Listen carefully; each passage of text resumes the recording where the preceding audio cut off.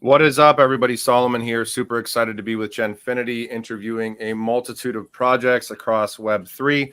Today, we're going to be getting into a blockchain-powered aviation for sustainability and a greener future, safety as well. We've got Kepler Digitals with us here today and the CEO, Yannick. I always like to start these out with a little bit of an introduction. If you could tell us about your background in the aviation industry and your role within Kepler, that would be fantastic.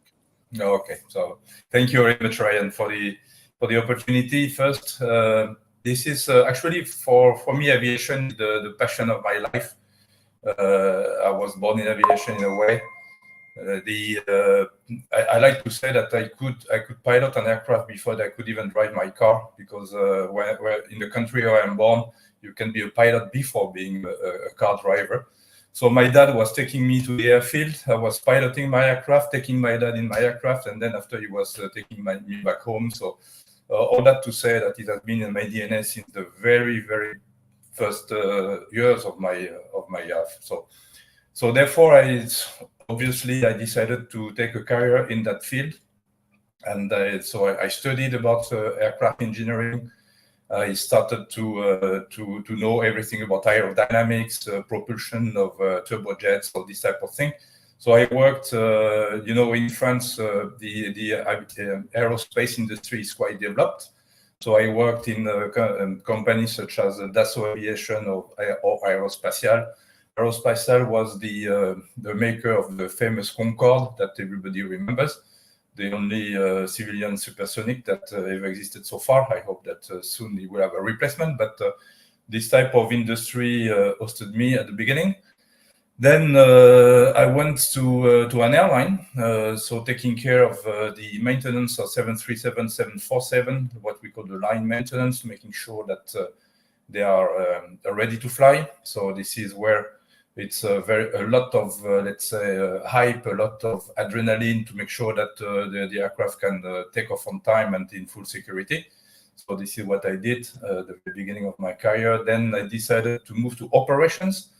So the airline is on an airport. You need to do a lot of things like preparation of everything around the aircraft, load the baggage, load the material inside, make sure that they have enough kerosene to fly to the final destination, making sure the passengers are checked in. This is what we call station manager. So I was taking care of the operations in several airports, and my last one was Nice Airport for Air France, where again I was taking care of Concorde at that time, because Nice Airport is famous to be hosting Concorde in a peak time of the year that is in May. Now Concordes are retired, but the other new aircraft are still flying very intensely there.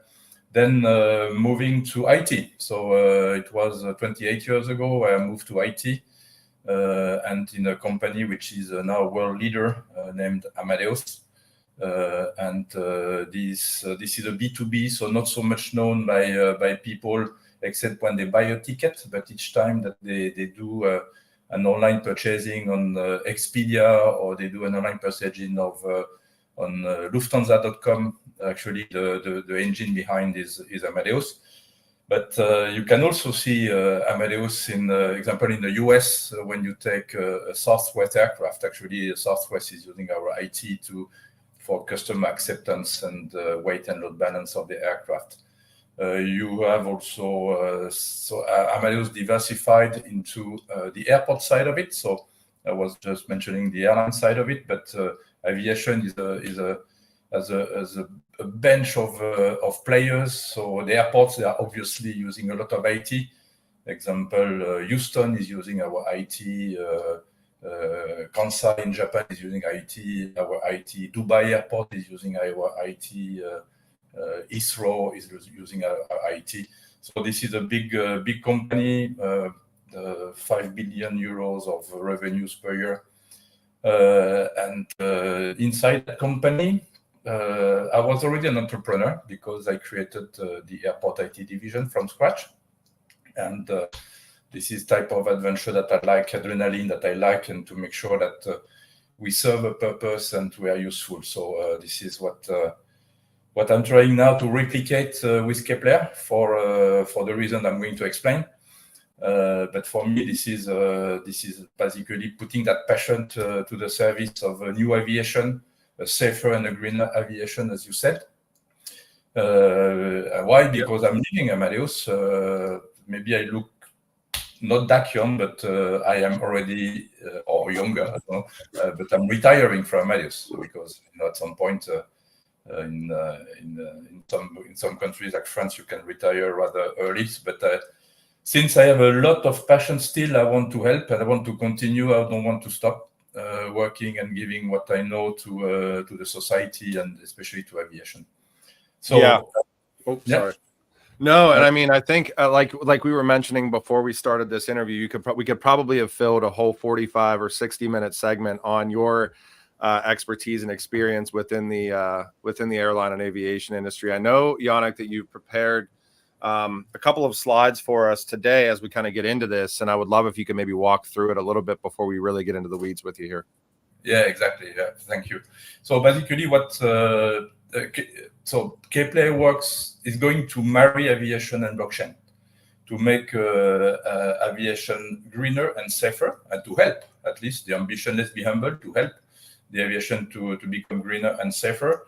There are two, but the pie of aviation is growing. As you see on that slide, if you take the number of passengers transported in 2024, we are talking about 4 billion people per year. So basically, a little bit less than half of the world population are taking an aircraft in 2024.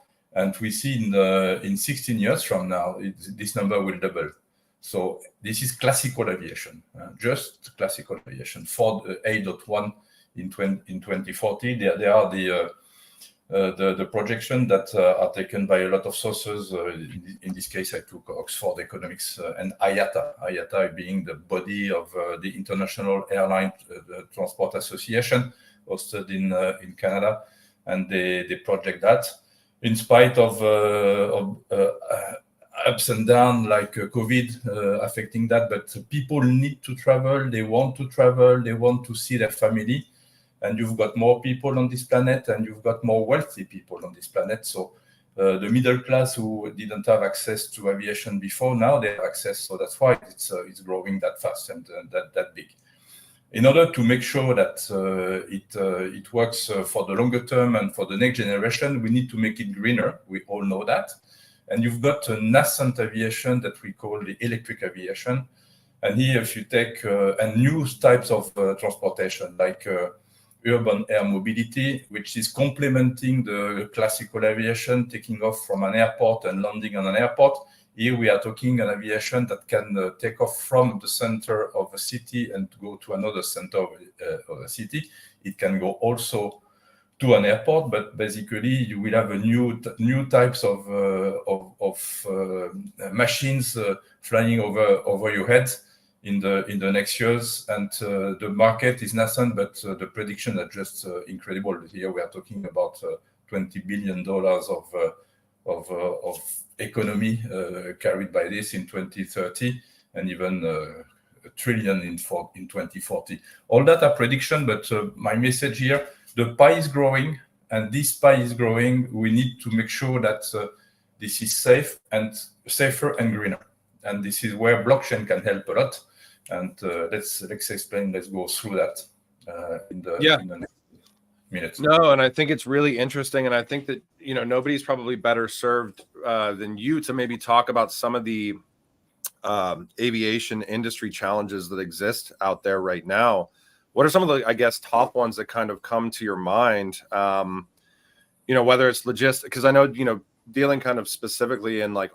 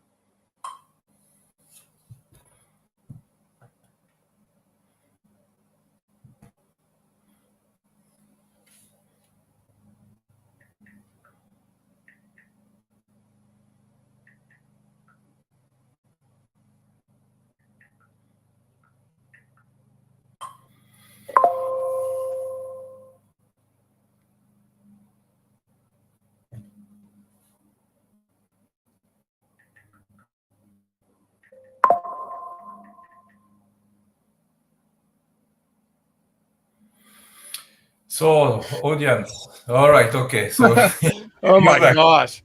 I'm really sorry about that, Yannick. That's the first time this has happened. So if you guys are obviously tuning in, which I'm sure you're here, total power outage here at my house.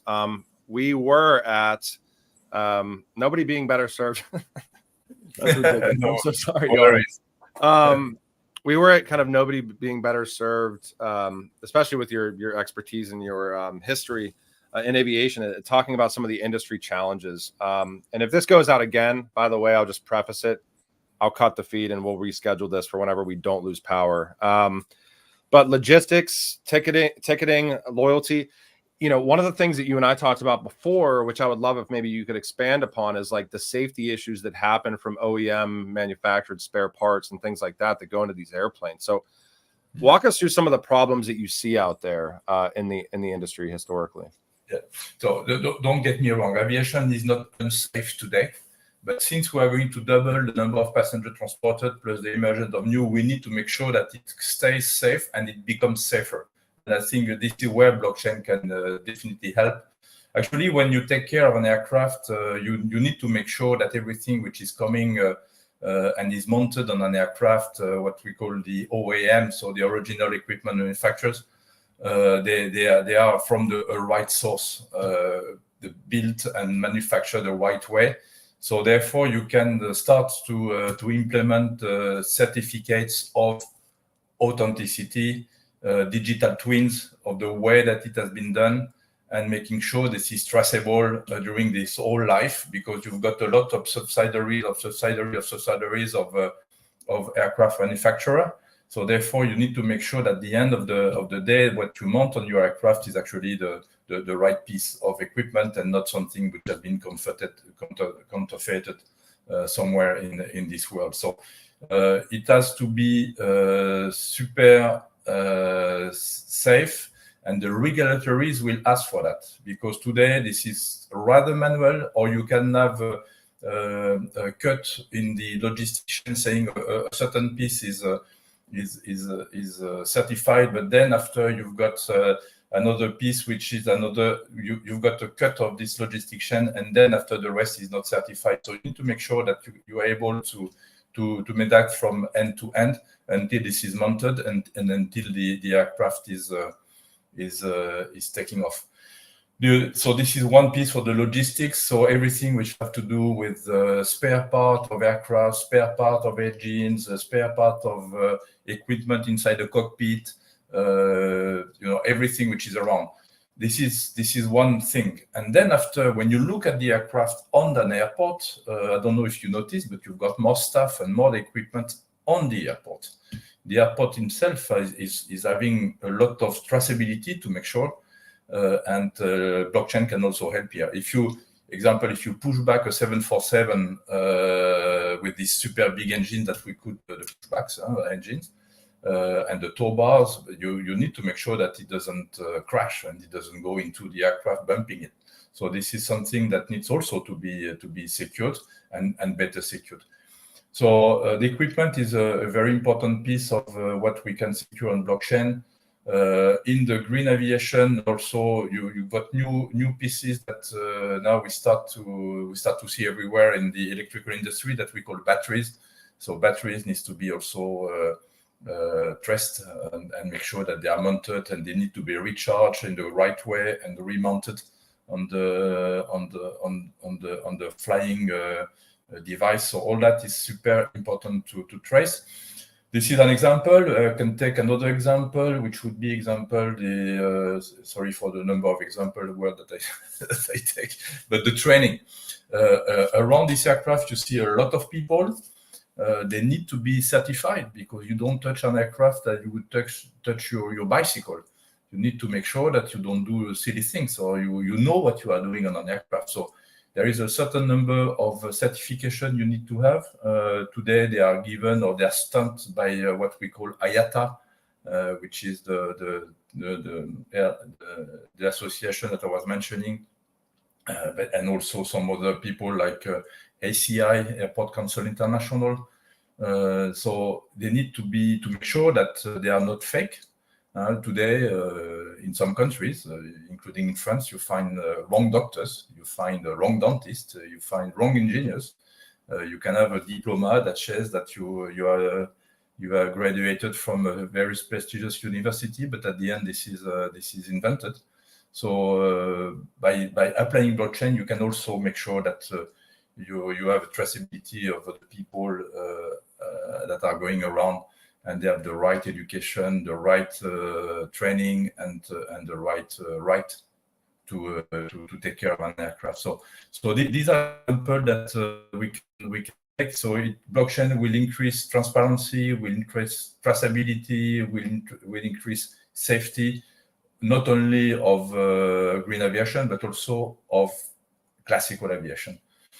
We have seen. I'm curious, Yannick, for when you talk about the process that some of these parts go through to go into aircraft. I mean, is it where does the automation stop and it gets put in the hands of a person just to grab a box or grab X, Y, and Z with a part number on it to say that it's been maintenanced, and what's the tag look like and things like that? And I'm assuming, and maybe I'm incorrect here, that some of these processes have probably been put in place for almost decades to an extent, and how many issues occur on a normal basis, because it's obviously you're dealing with people's lives, you know what I mean? Yeah. Well, so process, of course, aviation from the very beginning had to put process in place. If not, we would not be able to be the safest way of transporting people. At the end, when you look the ratio of death by number of people transported and hours of flying, this is the lowest one, lower than even walking in the street. So that's why I was saying aviation is safe today. It's even the safest way of transport. Nevertheless, it's growing, as you saw. And the more it's growing, the more you can have leaks into that process. So therefore, blockchain will help tighten in this. So believe it or not, but you would see a lot of manual marine intervention on an aircraft by the fact that an aircraft, when it gets out of the aircraft manufacturer, has the number of parts. It's like a big puzzle. But during the life cycle of 30 years, 40 years on an aircraft, you change a lot of things on site. You change engine, you change the pieces of the cell, you change the pieces of the brakes, you change. So at the end, it doesn't look at all the same as it was when it got out of the factory. So therefore, all these pieces has to be followed as well to make sure that the puzzle is known, every single part is identified and is the right one to be, and has the right to be on it. Well, you are not ignoring the issue that aviation is facing. So they are very public, very vocal, very everywhere in the press when there is an incident. But I'm not going to mention the one that we have seen over the past months. But yes, it does exist. So the bigger the pie will be, the bigger the number of incidents will be. So we better make sure that we even strengthen that a little bit more. So therefore, the manual thing, when you engage a human being, and this is still the case, and you still see human beings at the airport or taking care of your aircraft, because you need to sort out things. AI can help, by the way, but at the same time, you need to make sure that people are doing at the right moment the right thing. So this is about traceability of the process, if you want. So all that can be helped by blockchain, definitely. And I'm curious from your stance, because I know and across various industries right now, traditional industries, I'm thinking like the banking industry, financial services, things like that, we're seeing a push towards ESG and sustainability. And there's all these kind of milestones that lead us out to, 2025, 2030, even as far as 2050. Is that occurring right now in the aviation industry? And I guess the question I have really is how does the aviation industry get there to their sustainability goals without integrating portions of technology that make a lot of the processes a lot more seamless? Yeah, it's a very good question. Actually, not in my white paper, but I can explain. Aviation needs to be carbon neutral in 2050. So this is the goal that has been assigned to aviation. Aviation is a portion between, from my memory, between 4 and 5% of the worldwide emission. So it's not that big, if you want. But it's very visible. Yeah.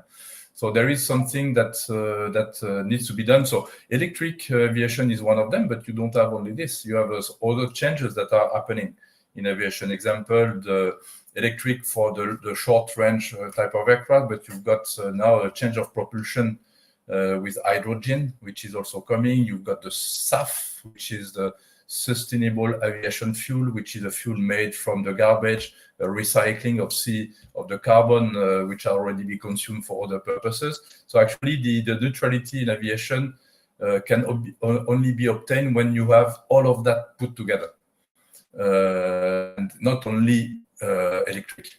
So it will one piece of the gap. You even have aerodynamics, and I love this. So I would love to help there. The way that the aircraft will be designed, their wings, the way that they are going to be designed. I was discussing with a specialist of Airbus, where the wings will be shaped differently in the future to be more efficient. So you already noticed in the Dreamliner 787, the tip of the wings are completely different than the one that we are used to see, what we call the winglets, the same with the Airbus 350. So they are making a lot of studies to make sure that it's happening the right way. My dream, and I think as an aerodynamician originally, that you could have retractable wings at some point, but we can talk about during hours about what it means, because the quicker you fly, the less wing you need. Yeah. So if you remember well, the supersonic jet, they are smaller wings than the subsonic jets. So therefore, imagine an aircraft who would take off as a subsonic, and then after going very fast and getting smaller wings. Yeah. On the road, but it's completely different subject. Now we are deviating from. But no, that's fine. I mean, you notice the passion in what I'm saying here. Yeah, I mean, I think one thing that probably hits home, a couple of things that probably hit home to everybody. Number one is whenever you're flying and your luggage gets lost, and it's amazing to me that in 2024, we still land in an airport wondering if our luggage is going to be a baggage claim or not, and just simple solutions that you can integrate, with blockchain, for even the tracking of things like luggage, things like that. I want to get into some of the use cases. I know that we lost probably a good 7 to 8 minutes there whenever I totally had a blackout here. But some of the use cases that you guys can kind of see as an immediate potential win in the airline industry that Kepler is going to be bringing to the table. Well, what I can say by experience with, people know that I'm going retired, and they know what I'm doing. So I've been approached already by several people saying, okay, what we are very interesting. And example, the equipment manufacturer. So what I was saying before, especially on the battery side, to make sure that from scratch they include a blockchain follow-up into that. So it's going to be one of the short-term applicability that we can do. The other thing that I'm seeing very obvious is what I said before. It's the diplomas, the credentials to be able to touch an aircraft, because the more people you will have around, the more difficulty you will have to make sure that the person that here have the right training. You need to trace their training, the refresher of their training, the history of their training, because once you have been certified, it's like a driving license when you got it 20 years ago. But the code of conduct changed completely. You need to have a refresher. Do we do that when you drive a car? No. But when you need to take care of an aircraft, you have to do that. Because it's a different way to manage an aircraft now that it was 20 years ago, and more sensitive things you need to take care of. So all that is the first immediate. You see the ground handling is the picture that you have on the bottom left. Yeah, so the ground operation. Thank you. So this is all this material here. Yeah, so you can maybe on the picture I can find it. Oh yeah, I'll stay on the picture. Yeah. So basically, this is to say that you have an aircraft, and this is what you see when you board the aircraft. But all this material, all these people are engaged into the fact that you take off safely. So all these people around, all this material needs to be traced and making sure they can be followed up correctly, and you don't use the wrong mechanics or the wrong push bar when you take care of that aircraft. So this is what, in my view, is going to be blockchain before. In the AM service provider, we will have to, since this is new, you will have to report the flyability of the aircraft to the authorities. In the classical aviation world, you have already some processes, as you said before, over the past 30, 40 years. But this new aviation, it's green in a way that it's a blue ocean. Everything needs to be invented. So when you invent something, this is the opportunity to do it right from the very beginning. And since we have now technologies like blockchain married with AI or even metaverse, I can explain how we do that.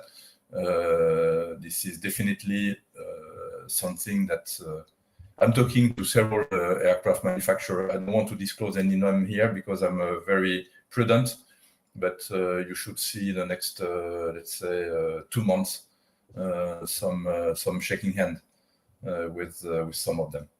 That's awesome. And I mean, when you get into credentialing, I know obviously Kepler and Galileo have a partnership as well, and what they're kind of doing to kind of merge the physical and digital, and it gets into kind of the digital identity aspects and verifying things on chain.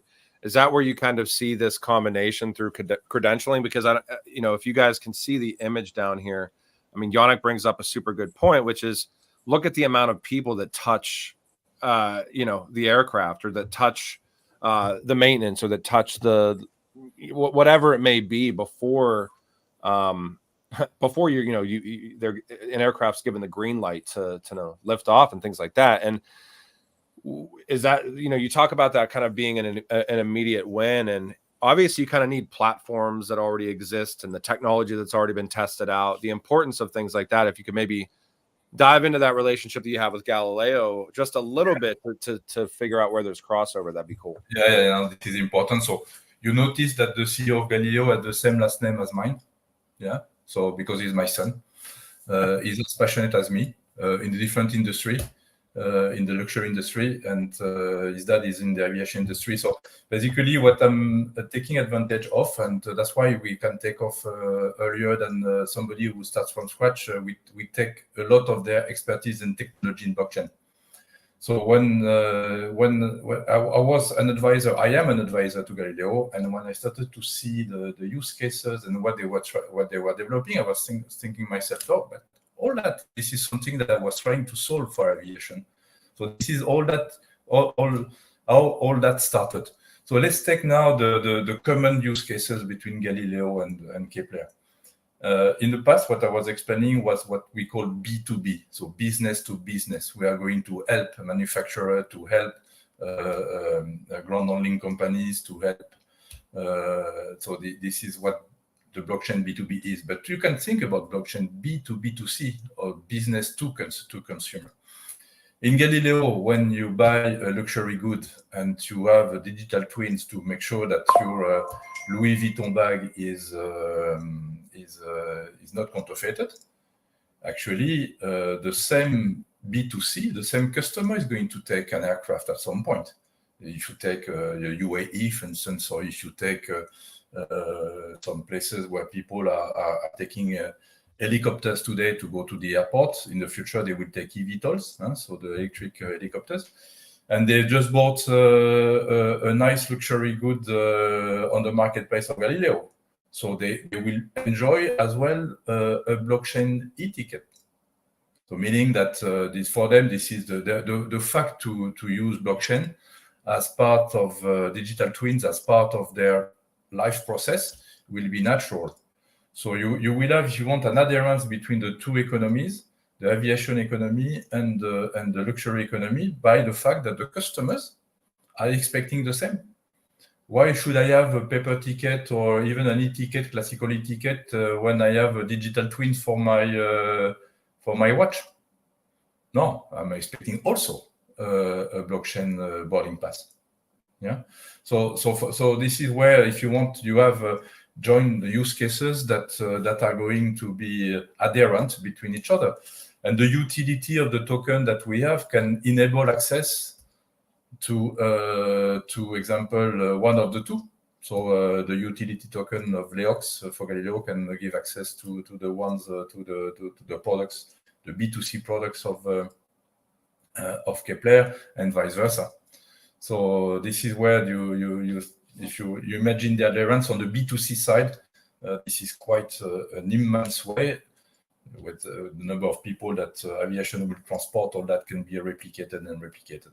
Yeah. Yeah, it's always, I mean, it's interesting to watch, and I've felt like this for a while in this space, to watch some of the platforms that have been built with, like, I don't want to say that seem to be built for like singular use cases, but when you step back and understand what the platform actually does, like the underlying technology. So like when I'm thinking about like even what Galileo's built, unique digital IDs, right?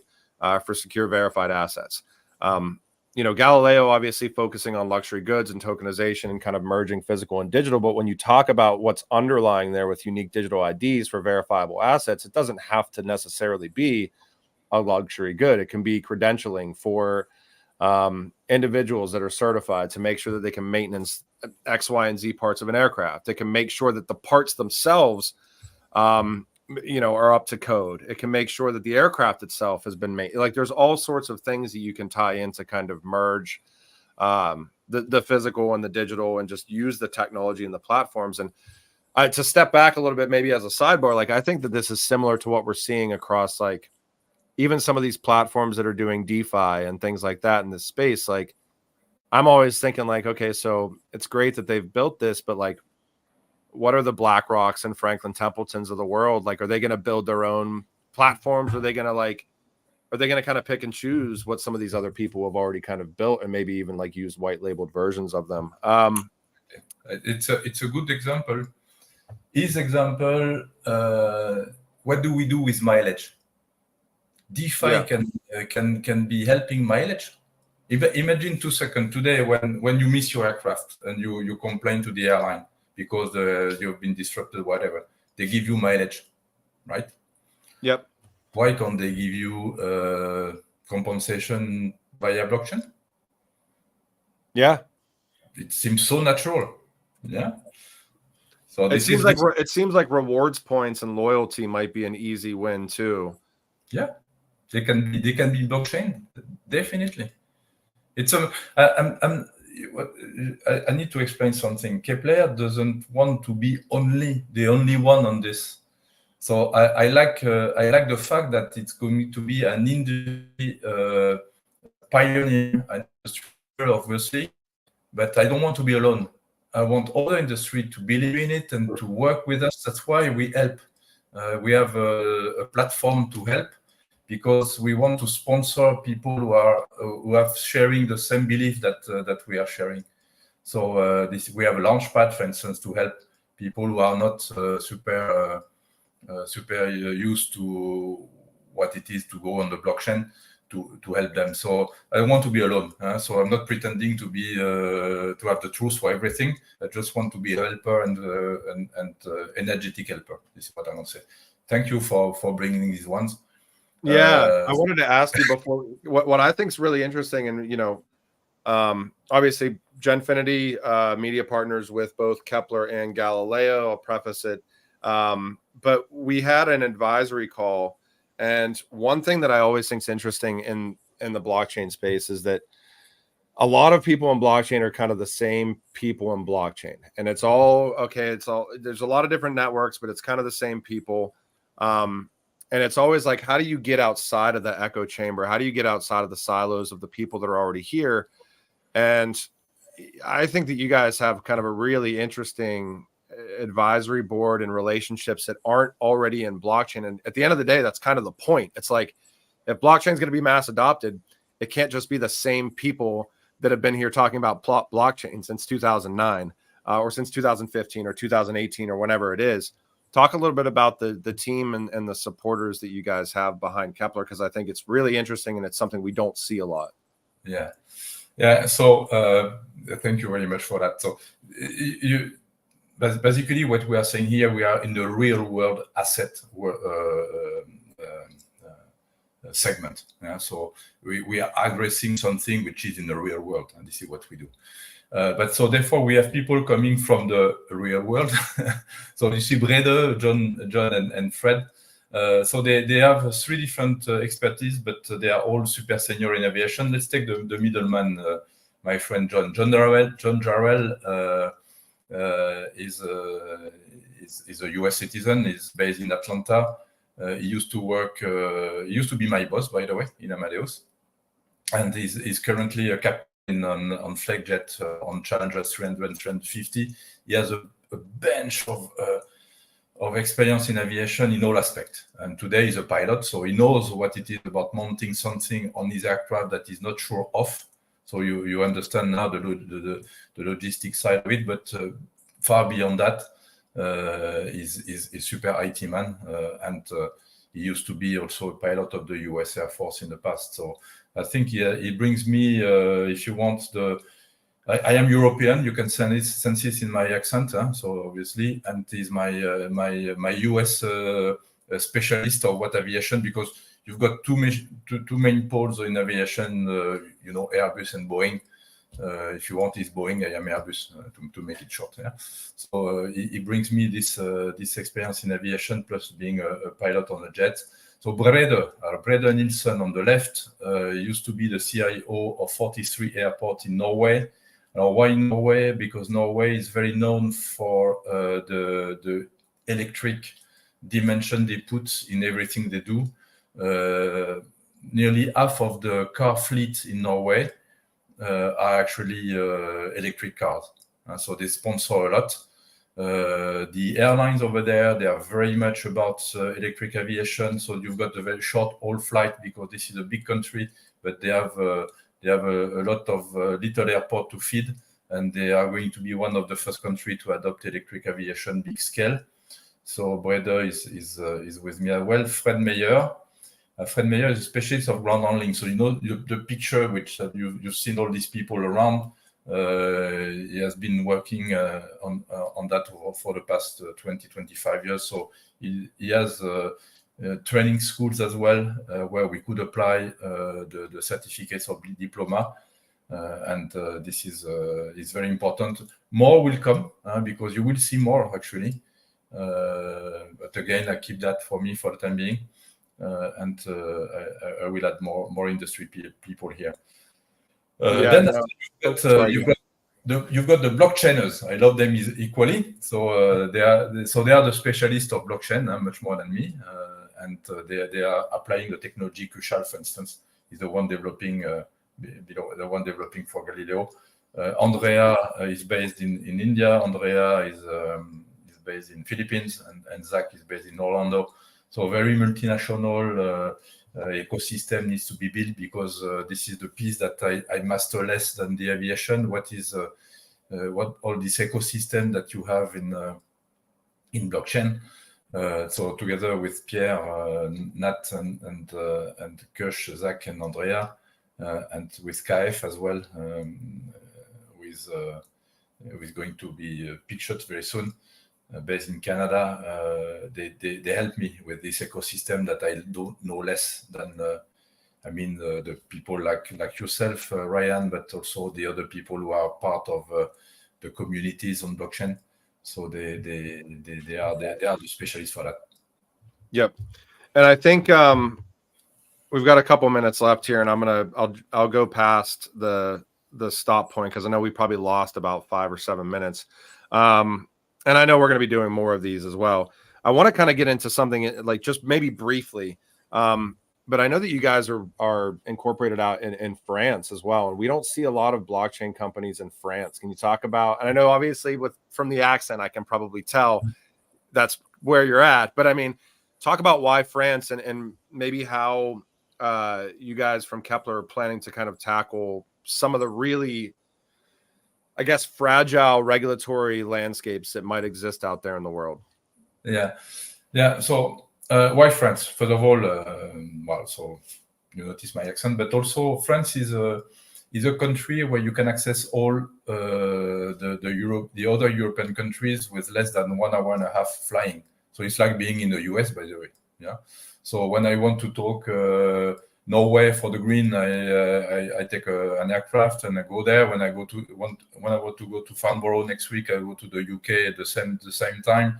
When I want to talk about pre-feeding of eVTOLs between Monaco and Nice Airport, I am next door. So if you want, you have a lot of it's a lot of small countries with different characteristics where you can apply different technology or sub-technology of blockchain. So this is quite interesting. And the second thing that is important, this is one of the center of expertise of aviation in the world. So we have access to a lot of expertise. It's in an easy way on the aviation side.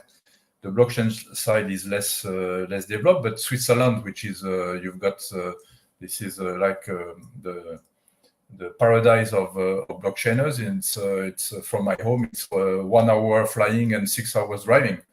So I am in the middle. So the only thing in France, which is we are maybe a little bit more taxed, but okay, I have to live with this. But from if you want a rich point of view, the fact I can reach a lot of expertise, lots of use cases, lots of different applicability. I think France is not a bad geography to be. For what we are doing in blockchain, so aviation in blockchain. And I've got a couple left for you, Yannick, here. I guess competitive advantage. Are there any competitors out there in blockchain that are trying to do what you guys are doing right now that kind of come to mind? And I know you mentioned this, by the way, so I'm not trying to have like the name call out type stuff, because you directly stated you don't want to be the only ones doing this. You want other people to start kind of value adding into the aviation industry, because you truthfully, I mean, with your decades of experience in the industry, you know that it's actually going to help. But maybe talk us through just briefly competitive advantage, and then we'll get into roadmap and close out with visions of the future here. Yeah. If you look at the industry, you don't have. So we are the first one of this nature. We have white papers coming from big IT players on blockchain, so which give credibility that this is needed. If you look at papers written by IATA, by ACI, by CETA, even by Amadeus, but the thing today that they face is the fact that they need to replace something that works very well for a lot of people. So 8 billion passengers being boarded. So for them to change, and so that with blockchain, it's more difficult to take as a decision, because they need to feed their bottom line and they need to feed the top line in terms of revenue. So for us, we don't have this burden. So we have this is pioneering, and I have not seen anybody trying to do the same. But I would welcome, honestly, I would welcome if. The pie is growing, so how can I fill the pie? I cannot fill the pie. I need more. Or you give me 2,000 people to work tomorrow, maybe I can fill the pie, but for the time being, it's not the case. So there will be place for everybody. So we are dynamic, we are multicultural, we are multi-geographical position. We can take quick decisions. So this is what a startup is about. So this is USP. All startup can be like this, and plus something that you need to be passionate. You don't give up. You are going to face a hurdle. We don't give up. We make it again, and we don't fail. We learn. This is what Mandela was saying, by the way. So, yeah. And then as we close out here, Yannick, and I know we're going to be doing more of these, and again, apologies for the blackout. Personal visions for the future, and if you could tell us where Kepler is at right now. You kind of allude to, but keeping close to the chest, maybe some other relationships that you guys are forming behind the scenes here. But tell us where you guys are at right now, and what you're kind of looking forward to in let's say the near term. Yeah. So we have issued, and you can find it on the internet, a 5 years plan. So this is We have a vision for 5 years, so we are constituting the company now. We are recruiting people. We are making sure that we can have the right funds in order to start and to invest. So we do that. We don't start from scratch, and thanks to Galileo. Thank you, Galileo, for that. You know, I took my nickname. So these people are the famous aviators. Yeah, Wilbur Wright was the first one to fly in 1903 with a guided aircraft in the US. So all these years are describing what we are doing. Now the end game, or let's say, I can say that I will be happy to say we serve the purpose is if I take a 10 years vision, if we don't do triple-digit million per year of revenues, I would be disappointed. I did that in the past, so actually this is not the first enterprise that I created. So I created in the past something that is now making 500 million euros that I left, but this is something which is important for me to make sure that the next generation will have something that their family can live from. And this is what my vision is. So in 10 years, I'd like to be at 100 million euros of revenue per year. This is my target. Well, we certainly appreciate your time today. For those that are still here with us, I want to make sure I flag, if you guys are interested in checking out the technology that Kepler is bringing to the table, again, blockchain-powered aviation for a sustainable future, you can go to keplerdigitals.io, or you can check out their X account, which is at Kepler Digitals. And Yannick, looking forward to bringing you guys on in the future as well. And we'll be bringing Galileo on as well. Looking forward to kind of the convergence of the technologies, and to I'll be paying attention, because I always hear people say, you know, got a couple of maybe things that are kept close to the chest, but the next couple of months I'll be watching to see what types of announcements you guys making too, and we'll make sure we report on them from Genfinity's aspect. So thank you so much, Yannick, and I really appreciate your time today. Thank you very much, Ryan. Great opportunity, and yes, so let's go on and let's continue that superb journey. Okay. Awesome. Thank you. We are going to bring up Nibras from Brillion here from us in just 1 second, guys. So bear with me, and let's see if we have the stage up here. All right. I got my camera working. I hope I don't lose power, Nibras. We are live on X right now. I lost power for like a good 6 to 7 minutes, like total blackout. Yannick had to be up on stage, and it was just like, that's the first time that's happened to us, actually. But it's been an interesting past 24 hours. I always like to start these out with a little bit of an intro and a background, Nibras. If you could tell us about yourself and your role within Brillion, that'd be fantastic. Absolutely. So thank you for having me, Solomon. My name is Nibras, and I'm the CEO of Brillion. And my background, let's start with that. I have a master's of fluid and structured dynamics, and I ventured into computer science very early on in my career. I have been both in sales, like tech sales, ventured into product management, and then engineering leadership.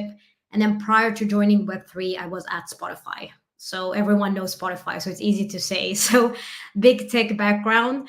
I entered into Web3 2017 from a private point of view before I joined as a CTO and CPO for Layer 1 prior to Brillion. And really what got me super excited about just blockchain and Web3 as a space was when I, in 2017, started looking into it. So it's a funny story, because it started with my husband wanting me to look into the technology. So he's in sales, and he wanted me to explain to him, like, what is this blockchain? Because he heard of it and he wanted to understand more about Bitcoin and Ethereum, but he was looking at a project that was an altcoin, and the founder there was saying that, hey, we're on testnet and we're forking something from GitHub. And he was like, what does he mean with that? And that was really when I started digging into it, and I really fell in love with the technology, because I truly believe that Web3 it's a very beautiful technology where democracy can really be found. I always tell, like, when I explain to my friends, I was like, hey, you can actually have like a young girl in Tanzania who has a great idea, could actually raise money from a launch pad and create full innovation. So I think we're going to see more innovation, global innovation in the upcoming years with Web3, to be honest, because the only thing you need is internet and understand how to connect to a network that you like and take part of the community, and then raise money through a launchpad. And there you go. You've raised money, you can start your startup, and there we have it. Brillion, super excited to join Brillion. I joined 2nd of May, so we're a multi-chain smart wallet. We have 2 entities. So we have a B2C wallet that you can actually already use. So if you take Launch Wallet, you can choose to log in with your Twitter account, Gmail, or you're connected to your MetaMask account. So I think that's the interesting thing with Brillion. We're truly wanting to bridge the gap between Web 2 and Web 3, because I mean, I think we all been there. It almost is a joke that you need to have like a PhD in computer science to understand how to get a crypto, right? I have some of my friends, they're like, Nebras, I also want to get into crypto.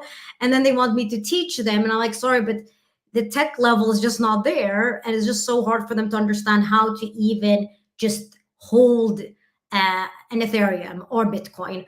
So they tend to then go into like exchanges, etc., and then they lose the whole understanding about non-custodial. And that was what got me interested in Brillion, because I truly believe that the UX is so user-friendly that it's really, really, really easy to get started. Because as I said, it's account abstraction, it's super easy to onboard, and there you go. I think it's very easy to onboard, by the way. So I always try to test these out maybe beforehand, and like, so literally there's you did it on live. You made me almost nervous. Yeah, no, but I mean, it's pretty seamless. And I know, I think I saw like a few different networks in here, if I remember when I first looked, but yeah, I mean, we are EVM based. So but we actually started, it's an interesting, we actually started on Avalanche. So when Brillion started, it was on Avalanche, but then we realized that, hey, everything is happening on EVM, like on the EVM network. So then we added in EVM and also Polygon. But we are a multi-chain smart wallet, and the team, I mean, we're looking into adding in Rust smart contracts, so we can interact with Rust smart contract, which will allow us to also connect to several layer ones, because usually you do have the EVM based layer ones, and then you also are getting more and more Rust based layer ones.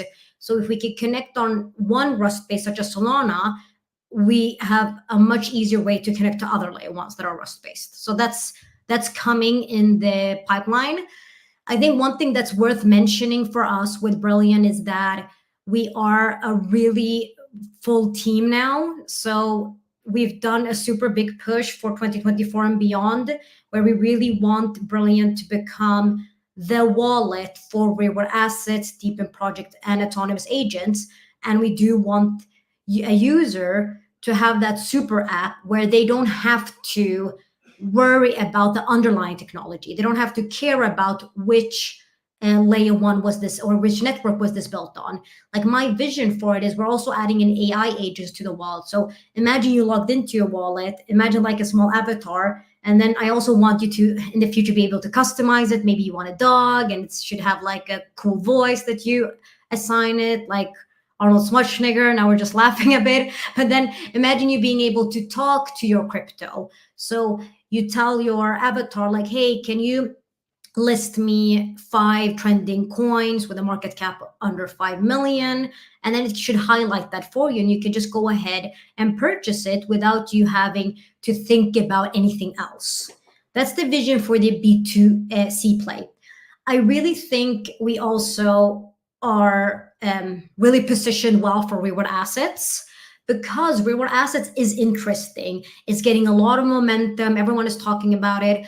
I think we were also there as an industry a couple of years ago.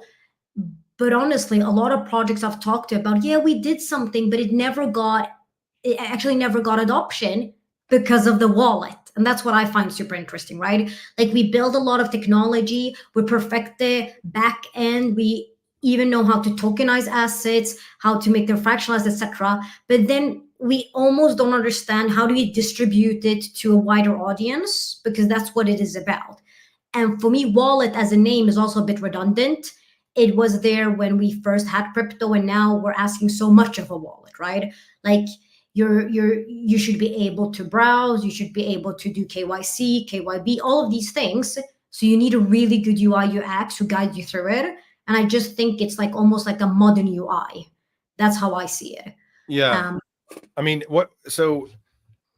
and I mentioned this kind of before with you too, is like the term wallet, like it's almost like, I'm curious from your stance, like what you envision the wallet experience to turn into in the future, because I kind of envision it's just like, I don't even like using the term on-chain identity, because even though, yes, that occurs, it's just like at the end of the day, people are going to just interact with this almost in a way that they don't necessarily have to know that they're interacting with the technology over time. So like, how do you kind of see but to get there has to kind of be all this maybe technical stuff that has to kind of be built at the forefront, and then the KYC stuff and everything else that comes into play. How far away do you think that we are, and how important is it to make sure that we get it right as we're building out and as we're adding in things like verifiable credentials and all the other stuff that ties in with digital ID? And I know that's like the biggest question you've probably gotten, but No, I actually like it. And I mean, I've worked so much in the digital space because, as I mentioned, I used to be the CTO and CPO of a layer one called Concordium, and it was the identity layer one, right? But I think you just mentioned one thing. Why are we even mentioning to mainstream verifiable credentials, KYC, KYB? Like, I'll be brutally honest, live show, people that are not from this industry or not from TradFi don't understand what we're talking about, right? Like, what I'm visioning is fast onboarding. So you have the video there. I love that video on our Twitter, by the way. So go to brillion.finance. I'm going to show it today as well a little more because I think it's brilliant. But for me, as a Web2 user, you're actually used to having to verify yourself on some instances. So the vision I have for Brillion is more, you should land on the main page of the wallet. Actually, me and Gant, our CPO, were talking this morning about that. We also want to ask you when you onboard, what are you here to do? Because you also asked like, hey, we ask so much of a wallet today. So we also need to make sure that maybe when you join, we ask you, so are you here to search or browse for reward assets? Do you want to take part of a deepen project, or do you actually just want to do staking, lending, more DeFi kind of things? That's the first question we're going to ask. And then we're going to customize the landing page for your need. So as you're telling us, no, I want to browse reward assets, then we're going to allow you to browse whatever category you want. Maybe you want to look into luxury watches. So we'll tell you, hey, here are luxury watches. You can buy a fraction of a Rolex, right? A Daytona. And then once you're ready to make that purchase, we ask you, hey, in order to purchase reward assets, because of regulations, we kindly ask you to send us your documents, and it will take about whatever time it takes to process that. Like you have in the Web2 space. I always tell people, in order for us to get mainstream, you and I have to, and all people out there have to use Web3 without understanding it. We had Web1. I mean, you and I are as old, so we remember those days. You remember a computer just showed up in school and also at home, and we were like, what is this? And then I remember so much because my teacher at school was telling me, oh, you're going to be able to read about someone in India cooking. That was blogging. Remember that? We could read it. But yeah, I just saw the other day, I was in a GameStop and I saw that they had the Oregon Trail game. There used to be a game in the States called Oregon Trail, and it was like way back in the early 90s, and literally just the most rudimentary like game experience you could ever have on a computer. And then of course we got into, and I'll preface it this way too, because like I've interviewed a couple of people and CTOs in this space that are just like, I don't even like using the term Web3 or, or Web2. It's like, let's just use, we're building out, technology that makes the internet better.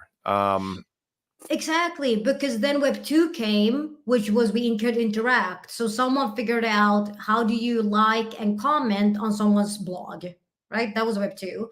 And then now Web3 is, well, now you also can send, monetizable value, right? But I think we make it much more bigger than it is. It's like, well, we're making internet more secure, much more easy to handle because you don't have to have a lot of middlemen when it comes to remittance, and you can do a lot of cool things. I was just talking to a project this morning, and I really understood what they did. They're creating communities and like influencers who have their following on like X, Twitter, Instagram, YouTube. A lot of the influencers are getting to understand that, hey, I can actually create a community outside of the spaces, and I can take my followers with me, and I own them in the non-custodial, so no one can just block me. Like all of these things, people are trying to understand, how can I leverage the technology in order for it to be more future proof and secure for my benefit. And that's really what Web3 is. It really gives back power to the individual, which I really love. Yeah. Yeah, and I think I definitely want you. There's a couple things here I want you guys to show. I know that you want to share a screen for a second, Nebras, but this RWA ecosystem map, I kind of want to ask about, but just a quick point, and this is kind of a sidebar. I think once somebody figures out, even just when you mention like influencers and like traditional influencers that aren't even in crypto and blockchain, when somebody figures that out, how to get them here, I mean, you're literally talking millions and millions and millions and millions of people starting to use the technology. I mean, traditional Instagram influencers, traditional musicians, all that stuff. I know we have SIKI on in a bit here, but it literally has to be so simple. It just has to work in a way where, why wouldn't people come over instead of having to explain to them, oh, you've got to do this, and then you've got to do that, and then you have to create this wallet, and then that, you know, and all this other stuff. But I'm going to share screen again, and if you want to load up your screen in the interim, if we could talk about maybe this RWA ecosystem map that you guys just dropped a tweet on. Yes, I think so. Just going back to that, I mean, I think, and that's really what the adoption is about. How do you get regular people to get on board on it? And I really think it is a UX question. Like, usually someone doesn't want to. I think it also is about like psychology here. People tend to not want to feel stupid, right? And I feel like as an industry, we make people feel stupid because we say really hard words. Even reward assets, Solomon, is hard, right? Yeah. Like, or uncomfortable. I mean, as soon as you start talking about, I mean, most of the discussions we have with people that aren't in crypto, as soon as you start talking about crypto, you're then talking about finance, and then that's kind of a taboo topic to talk to normal people about, and they're like, oh, I'm uncomfortable, so everything's a scam, you know. But also tokenization, right? Like I was explaining to my sister the other day, because she's like she's the one, like if I can get her to hold a reward asset on Brillion, I know I've succeeded with my UX thinking, because she's not technical at all. But like I was explaining to her, what is tokenization, what's reward assets, and then I just took like, well, imagine artwork. You have it at home, it's worth a lot. Well, yeah, then you say, let me share the investment of it in a period of, let's say, 10 years. And then Solomon likes the painting and he thinks it's a good investment, so he wants to buy 100 pieces of that.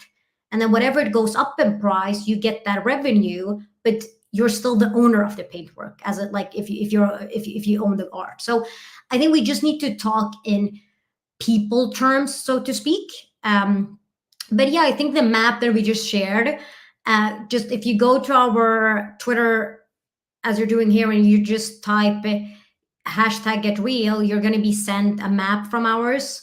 It is a map we've done about reward assets and all of the things that you can tap into as an ecosystem. So if you go there and you write that, we'll be able to send it over your way. I'm thinking here, should I share it? Should I not? Because I think the call to action is so great that I think it's really good if you get it onto your own kind of like if you write it there and we send it over and you can look at it yourself, and then everyone who has a question can always reach out to me or to us, and we'll happy to reply to it. But we've planned a real big reward asset push, so expect things to come in the upcoming days and this week. So just make sure to follow Twitter, and you'll get all the information regarding the campaign we have for reward asset and the push we're making this week. Yeah, and I'm curious from your stance. I know, I think you're going to load up screen here in a second as well and share with us. But the importance of, I mean, you guys have a lot of collaborations out there too. I mean, we've had a couple of spaces before, and I know that you guys how some of the compliance and verifiable credentials aspects that are tied into Next Era ID, which is really cool.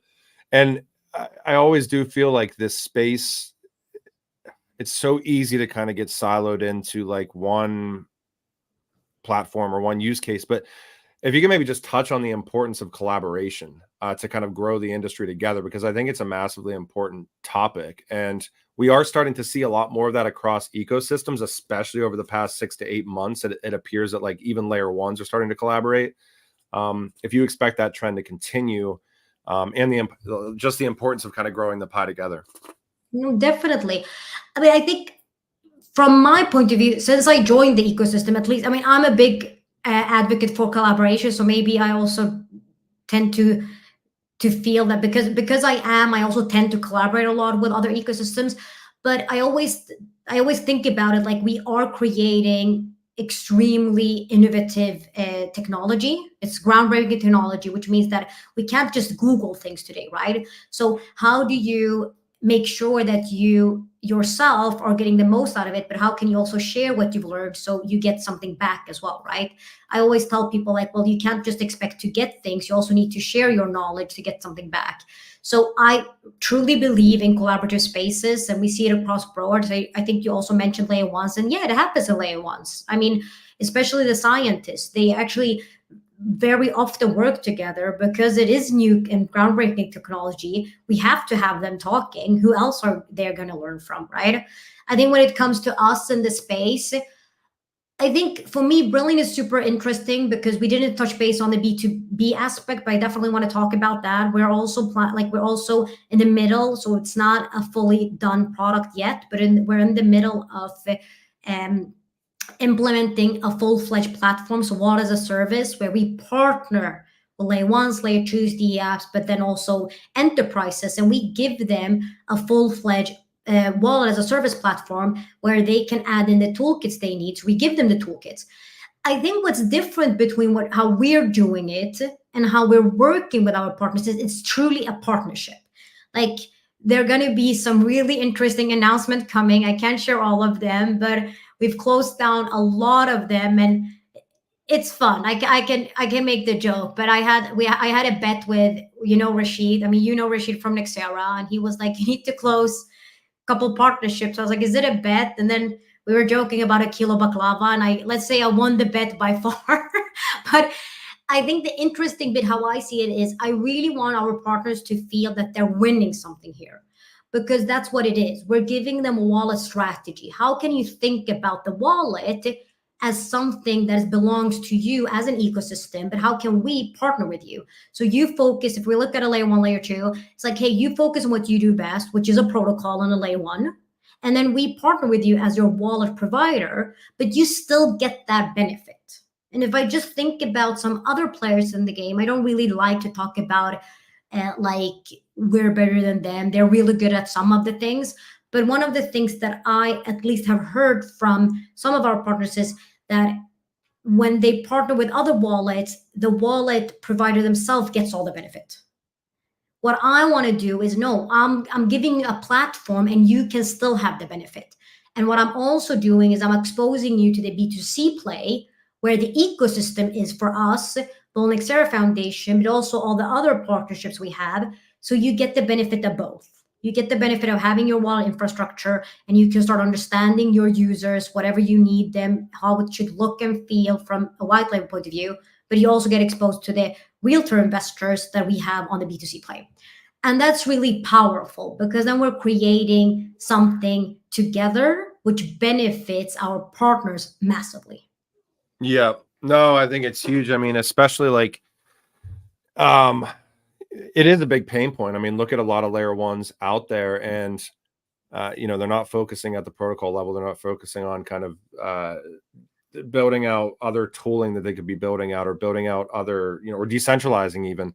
And the wallet kind of just sits there as kind of this like rudimentary layer, and then like a year and a half later or 2 years later, it's like, oh, we're revamping the wallet and all this other stuff. When at the end of the day, it's like, why not just offload that? But then I guess, like you mentioned, I'm sure what kind of happens right now is that you've got you've got these layer ones, which essentially you could look at them also as kind of like brands in a way, and they want to make sure that they still have their brand at kind of forefront. They want to make sure it's theirs, right?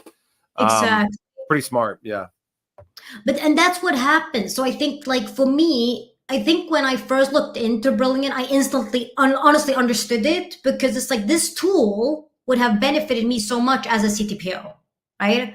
Because exactly like you say it, the biggest importance for me was the protocol level. It wasn't the wallet. And then you have a wallet there, it's very outdated, and then you need to prioritize it, and you have all this vision and the product strategy, but you never get to it because everything else needs to go to the protocol. And if I looked at, hey, let's work with other wallet providers, it was exactly like you said it. We would give away all of our own kind of entity to that play. So it's like, okay, but how can we cater to that? And how can we partner with them and tell them we will be your wallet strategy partner, and we will teach you a lot about the wallets, but you'll still have it. And then you can choose if you still want it to be non-custodial and then on-chain for your layer one, or if you want to have it even on a custody, right? So we'll give you both options. We're also planning to do like a full dashboard where you can give key management, and that's really for the enterprises. That's like version 2 of it. Like, I have a very big vision. I have, prior to Web3, I mentioned Spotify, but I've also been to really big corporates. In all fairness, if you all know SharePoint. I mean, it really makes us get anxiety in Web3 because SharePoint is not a good system. But the truth is, a lot of big companies out there are on SharePoint or other systems, and then we, as Brillion, we will figure out how do we connect with their IT infrastructure. Because going back to that, if we're gonna get mainstream, we need to help customers get there, which is we need to plug into their systems. We need to allow the head of IT or director of IT or whatever it is to be able to connect to their key management, user management. So if Solomon quits his job, his wallet will quit with him, right? Or you can send it as also user privileges. I, as Nibras, can only look at things on my wallet while you can do other things because you have higher ranking in the company, etc. But there we also need to figure out in the middle of custody, right? You have non-custodial, custodial, and then companies will want to have their own custodial, right? So we will create that as well. A lot goes into a wallet. I mean, security is the highest thing. And you should, like, that's something you cannot just neglect. So I think having a team that's only focused for wallet and being your partner is a really smart way of partnering up with a player such as Brillion, but also focusing on your entity. Yeah, and just a quick question before you walk us through this real quick. I think one thing that's interesting too is if I look at what you guys are building out, and I know we keep saying wallet, but I know there's a lot more to it, obviously. And when you bring this to a layer one or an enterprise client or whatever it is, and you've got things like jurisdictional based verifiable credentials that like tie into the wallet experience itself. Yeah. And other aspects, and then you start thinking about real world assets. I'm assuming that not a lot of wallets, like, for lack of a better phrasing, necessarily have that type of availability based on what you guys have. So then I'm guessing it might become a very interesting value proposition when you go into these discussions with enterprises or different layer ones and things like that, to be like, hey, we can integrate with your ecosystem, with your chain, with whatever it is. But on top of that, and maybe I'm incorrect in making the assumption, but on top of that, you've got kind of this ecosystem of all sorts of other things as real world assets start coming on chain. No, definitely. I mean, I think the addition with us partnering with Nextera ID to bring on KYC, KYB, and AML is the differentiating factor. And that's why we are very well positioned for the real asset play, in my opinion. Of course, other things in DeFi will require you to have the identity, but definitely reward assets, it's going to be like a requirement for everyone to understand, like, where are you located? What's your nationality? How old are you? If we look into some of the reward assets play, they have to have nationality and age in order for you to be able to hold that asset. But also, if I need to send it to you, the platform needs to make sure that you're also KYC'd and that I'm allowed to send it to you. So that was a little what I was mentioning in the beginning. Like some of the partners I've talked to, they're like, yeah, but we went into the reward asset and tokenization route, but then we couldn't figure out how to get it working from a wallet point of view, right? Yeah. And that we can solve because we do have the connection, but we can also guide you through a really nice flow on the wallet. As I was mentioning, when we get to that and we need to KYC you, we then ask you kindly to identify yourself on the wallet. And then as we all talk about verifiable credentials, once you've done that, you have a verifiable credential that's stored onto your wallet. So the idea is if you go to another platform that we work with, you shouldn't have to verify yourself again, because you can Yeah. then use your knowledge proof to give that understanding to that other platform that, hey, can I ask if Nebraska is over 18? Yes. Does she live in Sweden? Yes. And that's really powerful with zero knowledge proofs. I mean, I think zero knowledge proof is such a powerful technology. And I really think we've just seen the beginning of it, because I think when people start understanding that I don't have to compromise my data and my personal information for you to know if I'm over or under 18 or which nationality I have, all of these things, it's going to be a game changer for I think like individuals, Yeah. And but then, also companies. I mean, if you look at Europe, all all the rules are putting in place and GDPR and all of these things, you don't really have to manage that if you utilize zero knowledge proofs. yeah. No, and I've even went down the rabbit hole of discussions with certain people, about interoperability between ecosystems, like using zero knowledge in the future. So even outside of the identity aspects, like, is zero knowledge potentially the play to interoperate between blockchains? Like, and this is like a super theoretical down the road type scenario, but you mentioned one thing earlier, and I'm going to keep rambling if we don't get to this deck here, Nibras, because I tend to do that. It's not a long deck, so don't worry. Okay. I like this picture though, so we can keep But I think when you mention meeting the users where they're at, like whenever you have a user experience and they log in and they, get to choose what they might interact with. I mean, to take it even a step further, like you mentioned Solana, like a Solana user or most Solana users are probably going to use the wallet and want a wallet experience that's totally different than, an asset or an ecosystem that's tokenizing commodities. You know what I mean? Like it's going to be a totally different user that's trying to use the wallet experience in a totally different way. Not to get into like profile pictures and like meme coins and things like that, but like at the end of the day, that's what's going to happen. I mean, different ecosystems do different things, different communities do different things. So I think that's pretty smart too. So yeah. I think it's a good point you're bringing up. And the question is also, which user are you then targeting, right? Because I think you're right. Like all ecosystems have their look and feel and their way of doing things. I think what we want to do at Brillion is more, you mentioned interoperability as well, right? I know like I've thought about interoperability so much, especially when I was at a layer one. And I've got to a point where it's like, well, shouldn't a wallet solve a lot of interoperability aspects as well? Because that's how I see it. The wallet is the interface that a user should use, and then the user shouldn't care about the underlying technology. We should create technology that's that good that the backend is then handled by itself. So if we need to bridge, wrap, stake, whatever that is, we don't have to tell the user that. We just tell the user, what is it you want to do? What do you want to invest in? And the user just tells us in these coins. And then they don't have to care about that it's on Solana or wherever that may be, Cardano, like all of these things, right? I think that's what I want to get to. As in, you should be able to browse whatever real asset you want to do, want to invest in relevant of the chain, and then we should highlight that for you. And we just take care of the underlying technology on that. I think when it comes to different ecosystems look and feel, that's where I think the B2B play is powerful, because then we allow that entity, layer one, layer 2D app, or whatever enterprise it is, to put their look and feel on it. So it's a white label solution, right?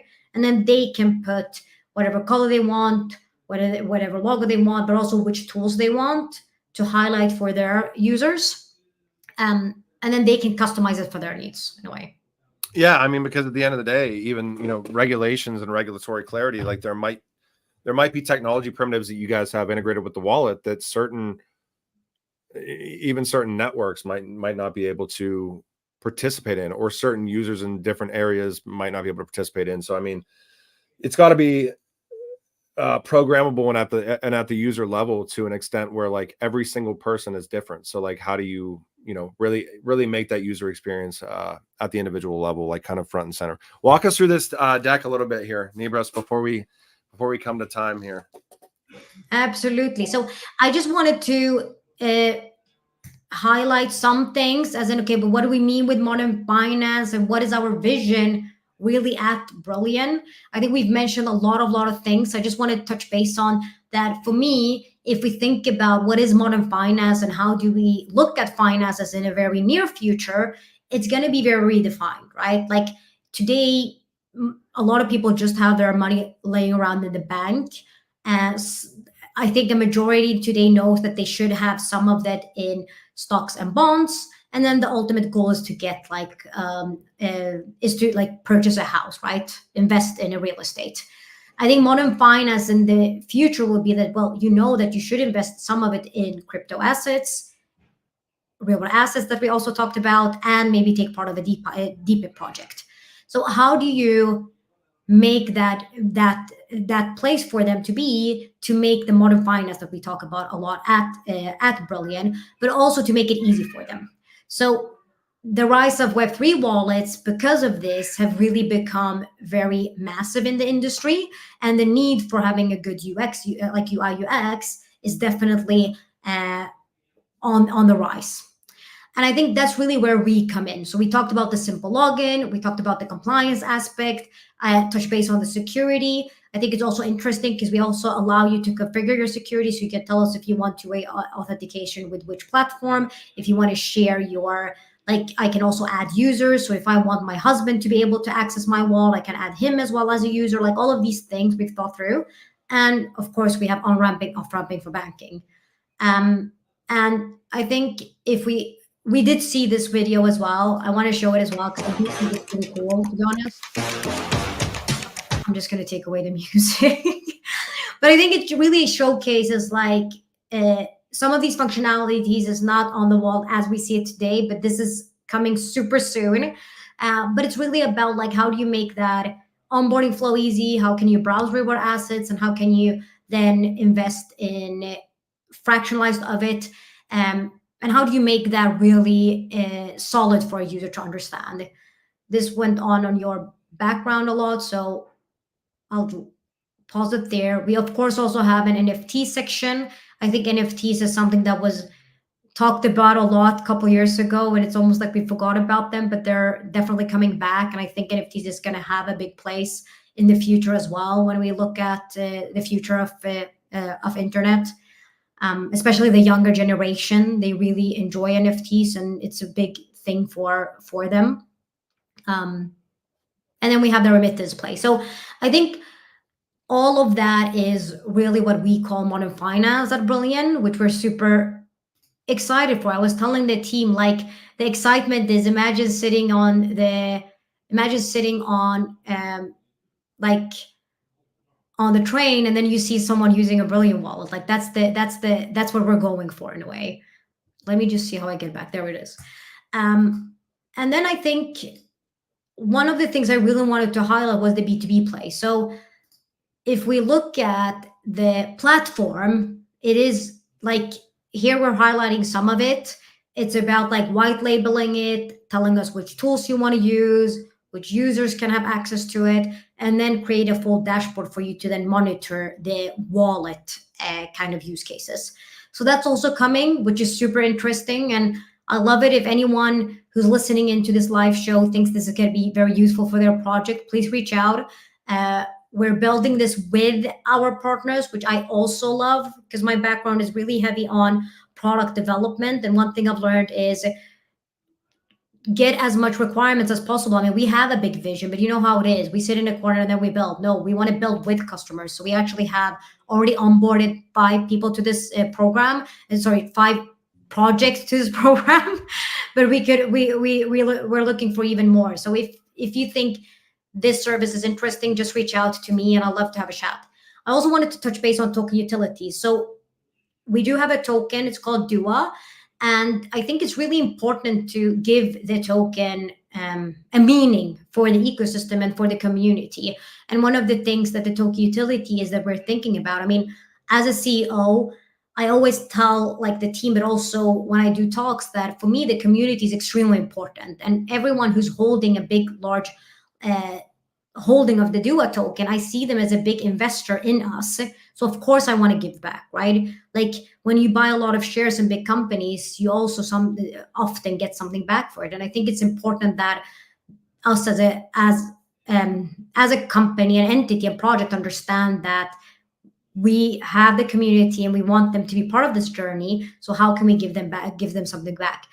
Of course, stake and earn high yield returns. We already have that. We have a DeFi terminal, and we actually have an active campaign now. So go into our Twitter space and you find it. One of the things we're adding to large DUA token holders is ref shares. So once we get revenue generated from the B2C play and the B2B play, we're going to give back ref share to large DUA token holders.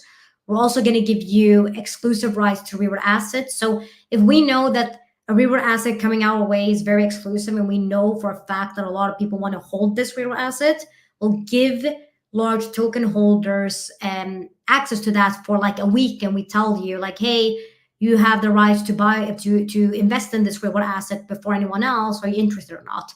I think that's really, I would appreciate that. Remittance, so lower fees for large DUA token holders, is something we're also implementing.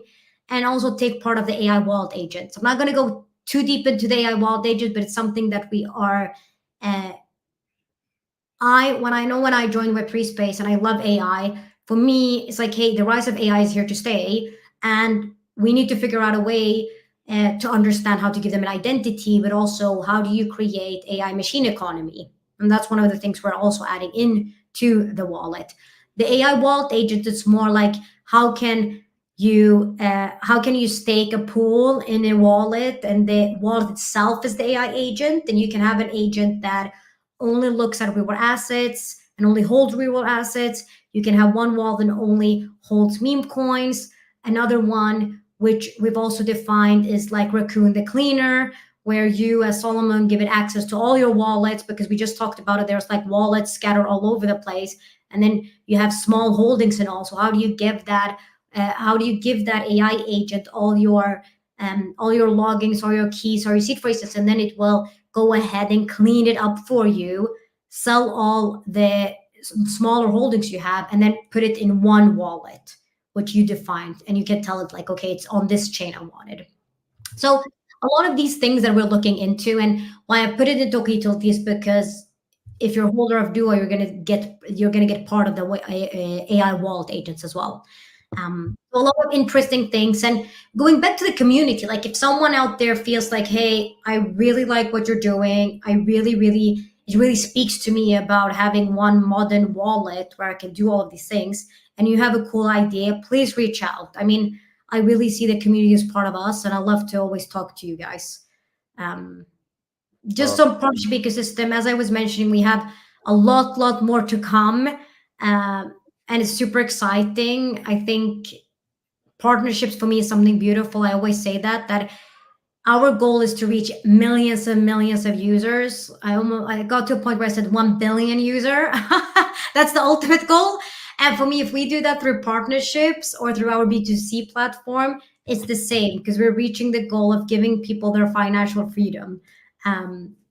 So yeah, and we did touch base on the foundation. I don't want to go in too deep, but I think it's a strength to talk about that we're part of the Nexera Foundation, which gives our partners also part of that ecosystem. It's a super big ecosystem where you can, like, if I talk to a partner and I understand that, hey, we actually have an entity that could help you in the struggles there that's like outside of Brillion, I can then connect them to that. So it's always good to have that foundation that you take part of if you also partner with us.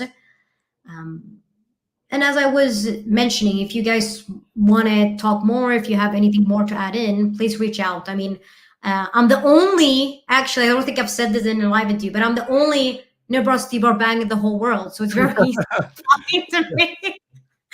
It's not just Nibras, which is unusual, but Stibar Bang as well. So it's very easy to find me and just reach out.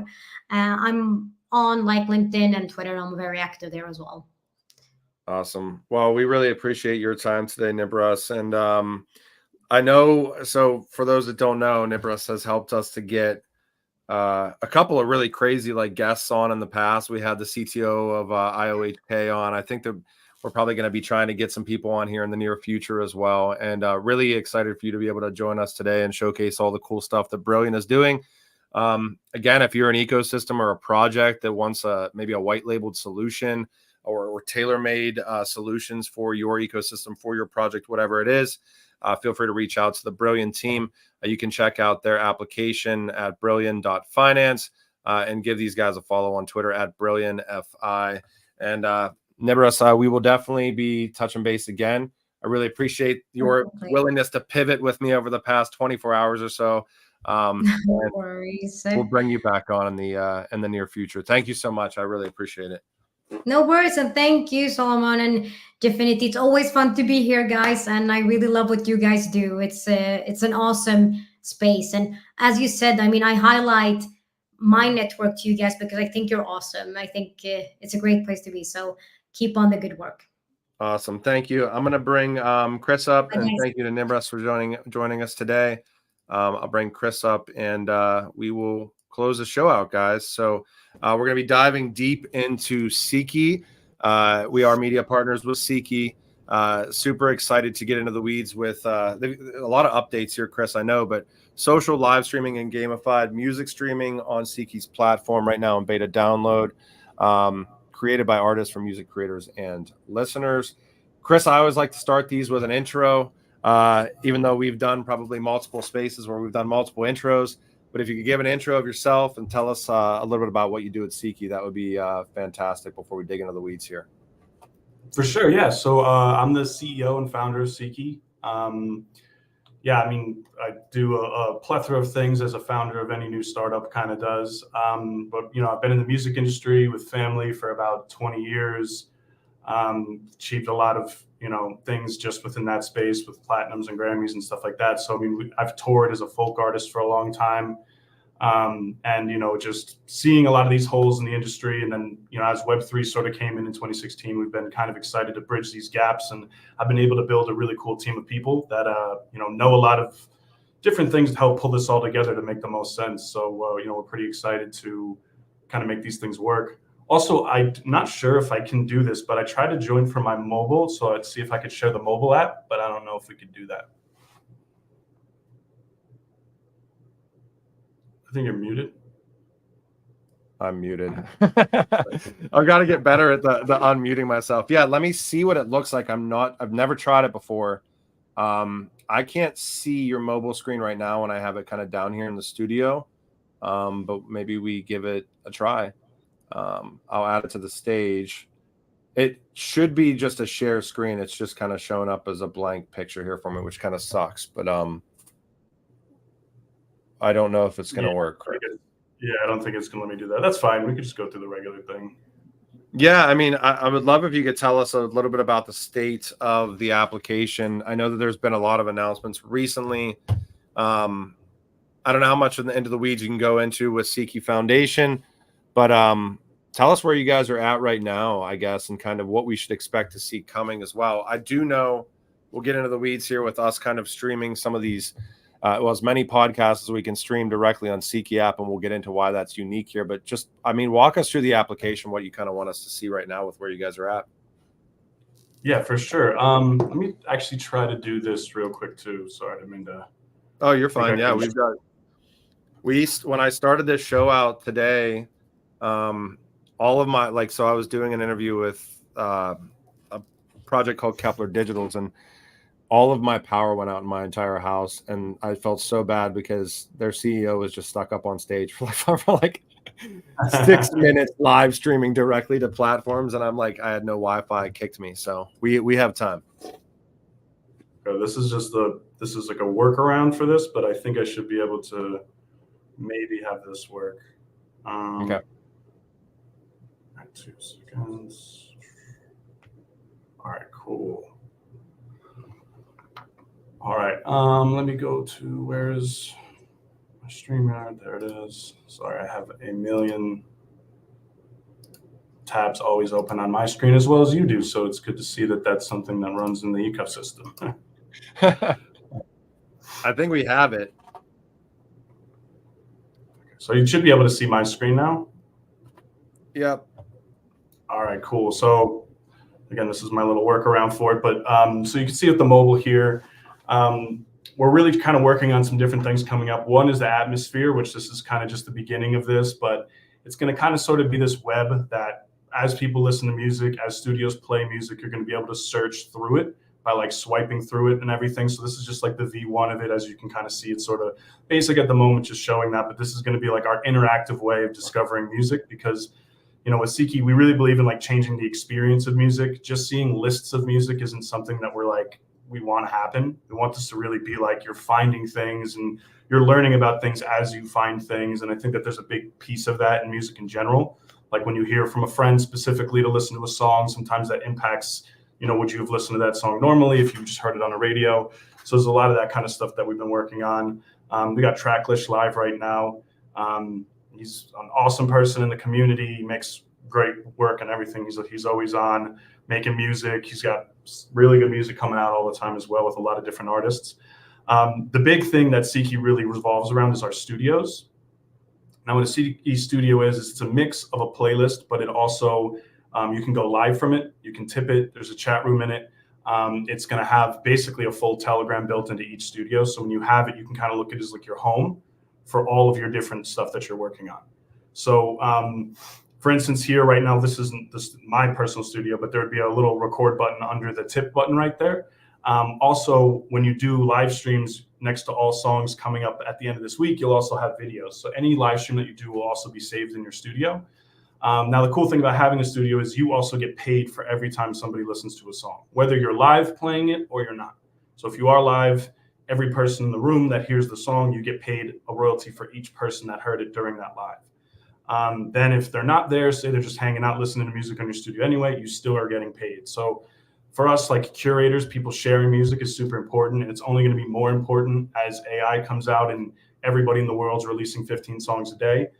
Sharing music needs to be something that's being focused on. And I feel like in a lot of platforms like Spotify and Apple and stuff, like you lose that connectivity. So that's like a big thing that we're focusing on with these studios.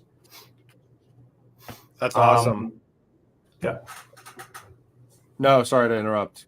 Feel free. So one thing, like right before you keep going forward here, I mean, scrolling to the top where you had like the swipe type aspects to like kind of reinvigorate like the experience. I remember like I used to be like super into, well, coming from like a music background, all that other stuff and playing, like I also used to be like obsessed with finding music.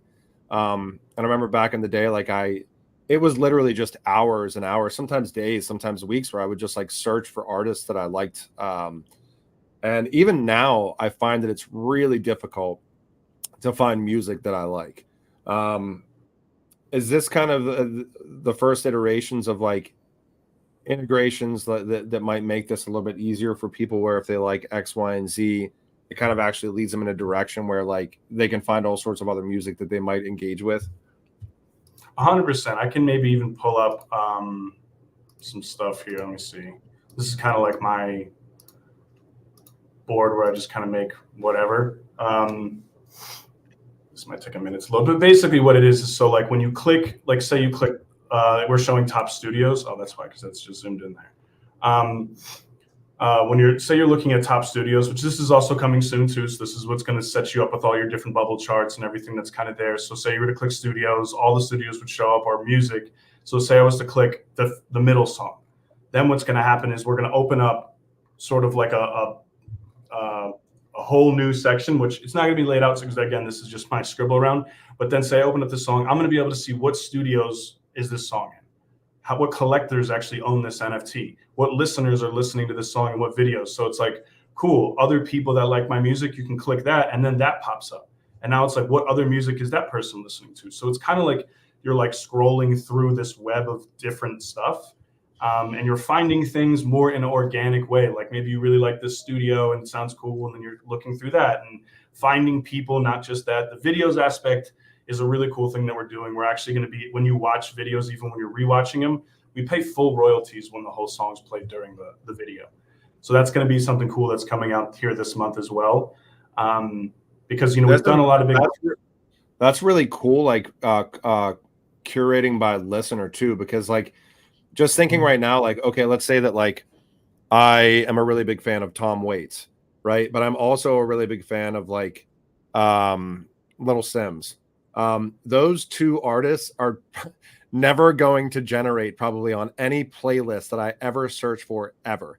However, like if I start, you know, you getting into the weeds with like actual listeners that like love a ton of different kind of like genres, that becomes really interesting because like I would, even if I type in like indie or indie rock or indie whatever now, if I typed in indie rock now compared to when I typed in indie rock 10 years ago, I do not consider what I search for with with indie rock to be indie rock now. So I think it's really cool to get into the weeds with like actual listeners because I don't know of anything else that really exists like that right now. And there's a discovery element too, right? So like we're not saying we're Spotify necessarily. Like, yeah, we want all the music in the world, but we want to be somewhere where you're finding music. So like if I type in indie rock and it gives me what it likes or what it thinks is indie rock, that's cool. But how do I know that my new vibe this year isn't going to be indie rock and jazz, right? Like something new that you just hear that starts to bring you down a different path. Because I feel like, you know, nowadays a lot of people are like, what genre do you like? And you hear it more and more as everybody's like, I kind of like everything. So it's like, you kind of need to be pushed in a new direction to see what kind of new music there is. And I think for independent artists, that's a really big thing as well. You know, I think that for them to get found, like as a musician, you're like trying to break the mold. You're trying to do something new, but then how are you going to be found if you're trying to go into a different genre and try something new? You know, it creates more of a process. This is a quick like example of the live here at the top. You'll actually have a running counter. So say there's 10 or 100, say there's 100 people in the room. Every time you play a song, this will go up 100, and then it'll keep adding up until the end of the whole stream, just to kind of give you some more of that extra gamified effect. But I'm going to jump back into these wallets. So we have our Hedera wallet that you're going to get. You'll get a Polygon wallet, you get a Near wallet. You do not need to be Web3 friendly. You literally just log into the app. You can go in here, you just click generate, and now you have it. Now you can receive tips. You can pay for things with the tokens. Again, we're trying to look at being a way to create community. Now we're coming out with something soon too, which are going to be called like sub wallets. So say I have Hedera and I want to tip in Grelf, or I want to buy an NFT that's on Hedera live in auction with, you know, a meme token, and I want to provide value. Like we want to create all of this extra tech so we can allow communities to do what they do best, grow their community, and really build them out all of these different things that they can or, you know, choose to use or choose not to use. So that's something that we're looking to go into, and all of your transactions and everything, they're immediately uploaded here. So you're going to see royalties. You're going to see all this different stuff that's coming in real time. It's not like you got to wait and do anything crazy.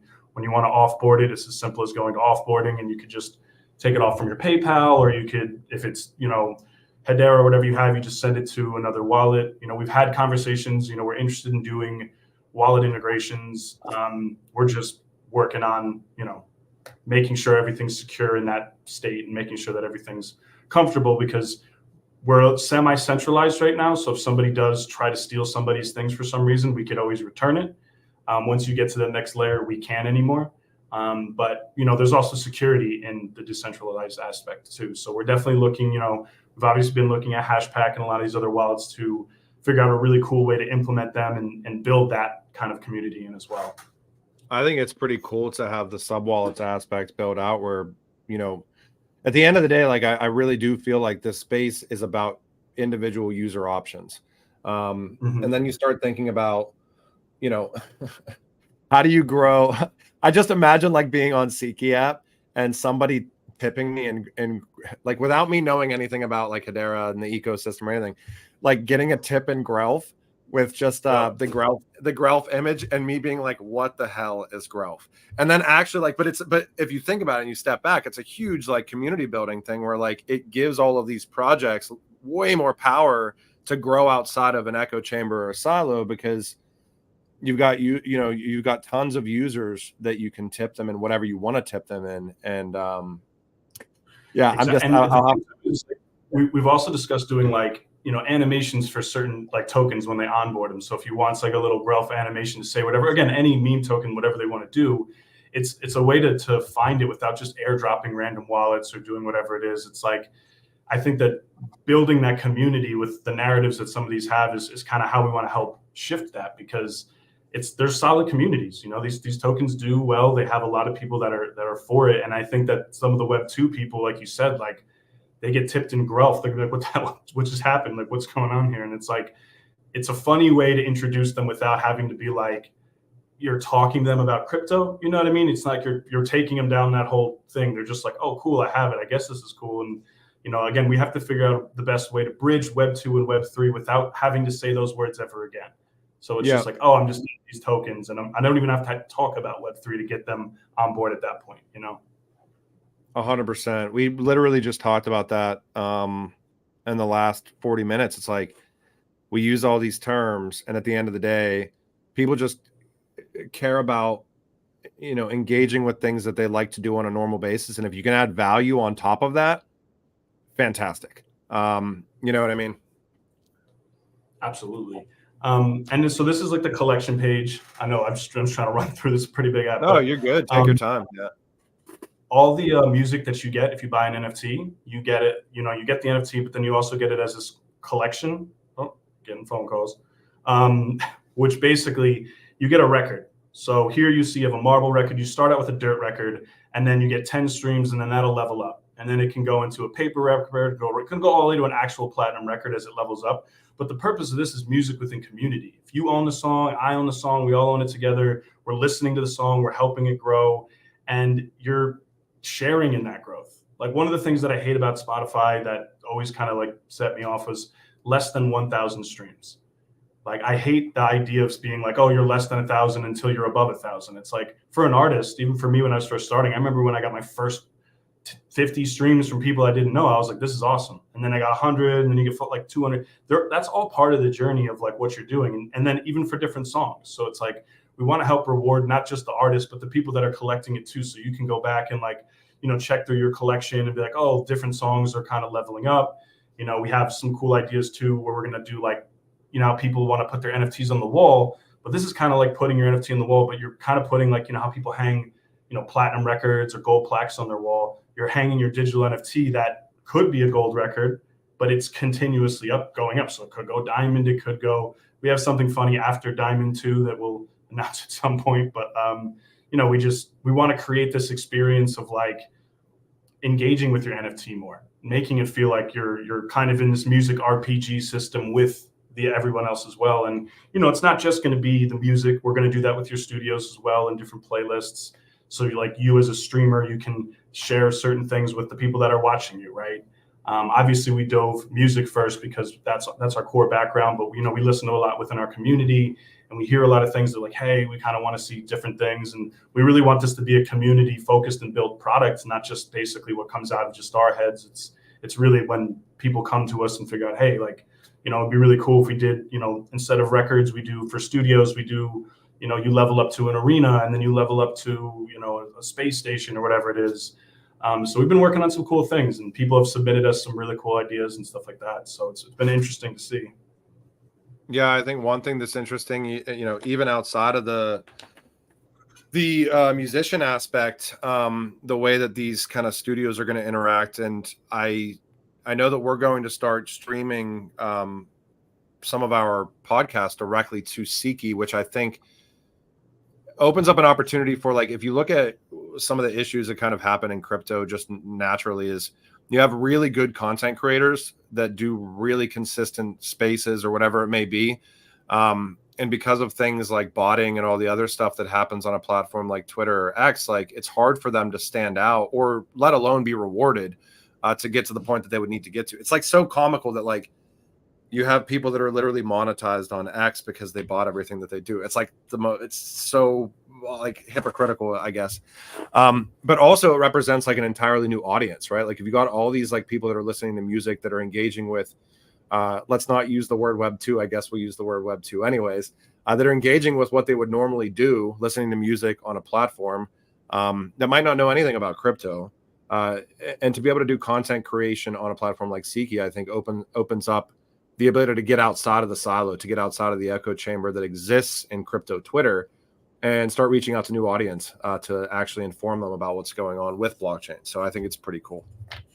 Yeah, no, 100%. Yeah, like you said, I mean, it's people use digital currencies in gamified ways all the time, right? They have Twitch bits, they have Roblox bucks and all this other stuff. So it's like they're used to it. It's just that when you create that extra, oh, but you need to learn more about it. Like sometimes they don't want to go into like the tech side of whatever it is. We just got to make it simple, let the people on board, and then the availability to go deeper into that, like the educational purpose. That's why it's cool to have, you know, when you're doing your streams on our platform too, people that want to find out more about things, it's going to be there. So like the Web2 people that are like, all right, let me learn more about this.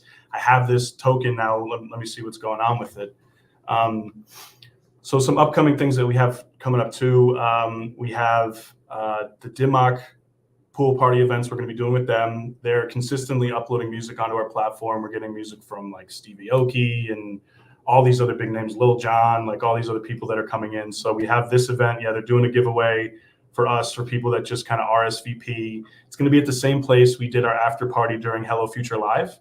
Oh, wow. Yeah. The level 9 place, or was it level 8? So yeah, I mean, that should be a really cool one. And then we have that same day, actually, we have the cannabis event too. But for the DIMOC one, we definitely want to see if we can get people to kind of support it. You know, we want to try to like show some of the community, because this is how we kind of talk with them to be like, cool, let's bring some more artists into the Web3 space. Like our Instagram, that's all fun and good. But if we can get the community to kind of get in here and like and retweet, then it's easier for me to be like, you know, what about the other artists that are on DIMOC? What about bringing them into like spaces and all these other kinds of things? Like there is people there, there's activation. That's what kind of gets them excited and makes this bridging the gap between us and these labels more organic, and not just like, hey, I'm going to give you $100,000 to come on to SIKI, whatever it is. It's like, there's a way that we can grow with these labels and with these new artists that they're bringing on. And then, you know, then you get some of the bigger names to come through too, to help co-support as well. So this is definitely an initiative we're looking to try to work with them, you know, try to build this as much as we possibly can, and yeah, continue forward with DIMOC for sure. Yeah, and maybe provide for those that might not be aware of just how big, you know, because it's been interesting, because like talking to you, especially, I think the first time we talked in person was at the Hello Future Live event last October. But then just understanding just like who you guys are talking to on a normal basis from the music industry and some of these really heavy hitters, like, it seems like it's just almost like it's like so close to kind of this like mass adoption type event. And it's almost like what's going to kind of trigger these artists, these labels, things like that, really bridging the gap over. And it does take obviously a good amount of support at the onset, but maybe talk about how big some of these relationships that you have are, because I don't think a lot of people really estimate, I guess, the scope of like what actually exists here with some of these like entities that you guys are dealing with consistently. Yeah, I mean, you have, you know, we're partnered with DJ Clue, which people who don't know who he is, he's basically like the radio person in New York. He started Desert Storm. He's in Kanye West documentary. Kanye West is trying to get signed by DJ Clue. I mean, he's been working with Jay-Z when he started. He's super tapped in when it comes to the hip hop world. So we have all of our access within that. That's how we're able to onboard some really big artists like Rick Ross and stuff early on, which, you know, Ross doesn't really vouch for crypto. It's not a big thing that he's a part of, but, you know, these people, they work with people they want to work with, and they work to try to build something out together. Obviously, DIMOC is massive in the sense, you know, that's Stevie Aoki's label. They've had legendary, you know, artists for forever now. So their entire catalog is, I don't know, it's like maybe like 8,000 plus songs, maybe even more. Yeah, there's a lot of really cool stuff coming through there on a regular basis. It's a lot of EDM, but they do have some hits, like they had Block Party from back in the day, and they had some other really cool indie bands. But it's a lot of EDM and electronic music, obviously, because, you know, that's Aoki's thing. You know, a lot of their new artists like Chill and different artists that they're putting out, they're really cool people too. So we started working with them. We also have some really cool releases that are coming up this week as well. We have this one artist, Swaco. He actually performed at our other event. He was signed to Atlantic Records for a long time. He's got, you know, songs with hundreds of millions of streams. He gets around 3 million monthly listeners. He just became independent. So, you know, we've been close for a while, but now it's going to be like he's going to upload his music onto SIKI, his whole new album that's dropping on Friday. So that's going to be exciting. We also have a couple other guys that also just kind of got out of some of the record deals talking about coming over to SIKI. So for us, it's like we can bring the talent before the signings. They're like, hey, these are the guys that are going to pop. And then even after, because it's usually pretty traditional nowadays for them to get these record deals and then want to kind of go independent. But then it's like, how much does that community support that? So if Web3 comes in, and I guess it's hard to make a dent on something like an artist like Swaco because, he gets, 100 million streams. But if you can make that dent, you shift the whole industry, because eyes are watching an artist like that. They're trying to see, okay, he just went, what is he going to do different now that he's not signed by a major powerhouse label?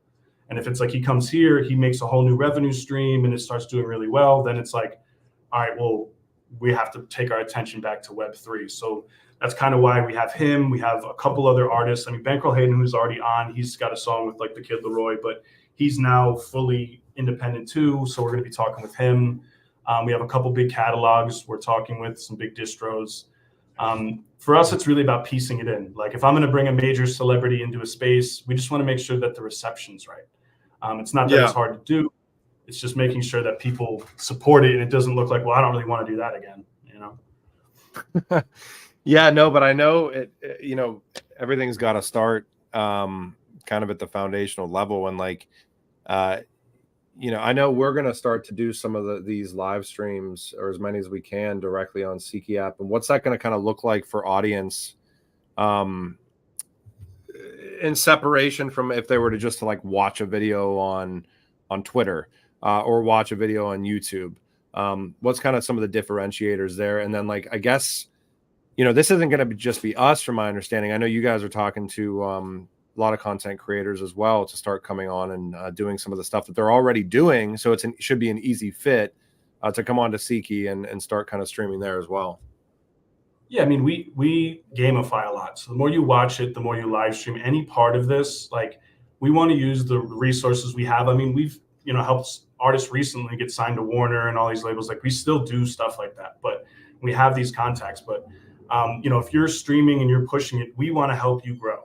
And we're willing to do this. Whereas before, when it's like separate, it's like a label, it's a business, it is what it is. For this, it's like, if somebody's really active and they're really helping out, like we want to give you all the opportunities you need. If you want to be a streamer, maybe we'll bring in some other really big influencers to join your live stream and they'll promote it on all their socials with millions of followers. Like we want to drive this traffic. And, with the SIKI Foundation page, that's obviously our token that's going to be coming out as well. The SIKI token, which again, was never launched because we wanted to build a full platform. We want people to understand what we are and what we're going for.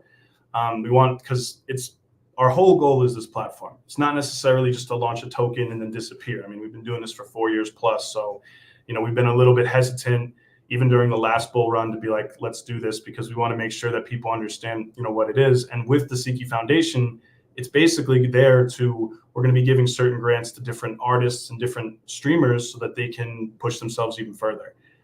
Because at the end of the day, the more content coming in here, the more ways to kind of help everybody else, it feeds back in. And the token is obviously there's a lot of utility within the platform. We burn the token whenever you're minting stuff. So it's definitely deflationary. We don't really give a bunch to the team. It's not like I'm holding 10 million tokens. I don't need any tokens for this. I want to just build something that's steady. I want us to grow past and go beyond just the regular, bull run. I want it to be like when it's a bear run, we're still here as a project, which we've seen a lot of Web3 projects take that hit. And it's because they identify solely with that. For us, we want it to be it's just a project that it happens just to be doing fine. Like hopefully it doesn't get stuck to the same trends as Bitcoin. Obviously that's a really difficult thing to do, but for us, it's like using Twitch bits. Like I said, it's like using another gamified currency that, the people that are using it aren't thinking about what's happening in crypto. They're just thinking, oh, well, I want to go meet this artist or get in with this producer who's going to help produce my whole new album for me or whatever it is. Like, and that all those things are going to kind of be tied in. And since the platform, again, is there and it's working, it's more feasible, I guess, in that sense where, we're not here to sell the token and go build something. Again, it's here. We're pumped about having Genfinity on board. I know IPEX is down to also be doing streams. So, really bringing in this community. That's why we started doing some giveaways to the main community members that, are coming in, joining the Telegram, all that kind of stuff. Like we want to feed the team and the people that are helping us grow as much as possible. We aren't a massive team. I think we have a total of like 12 to 14 people.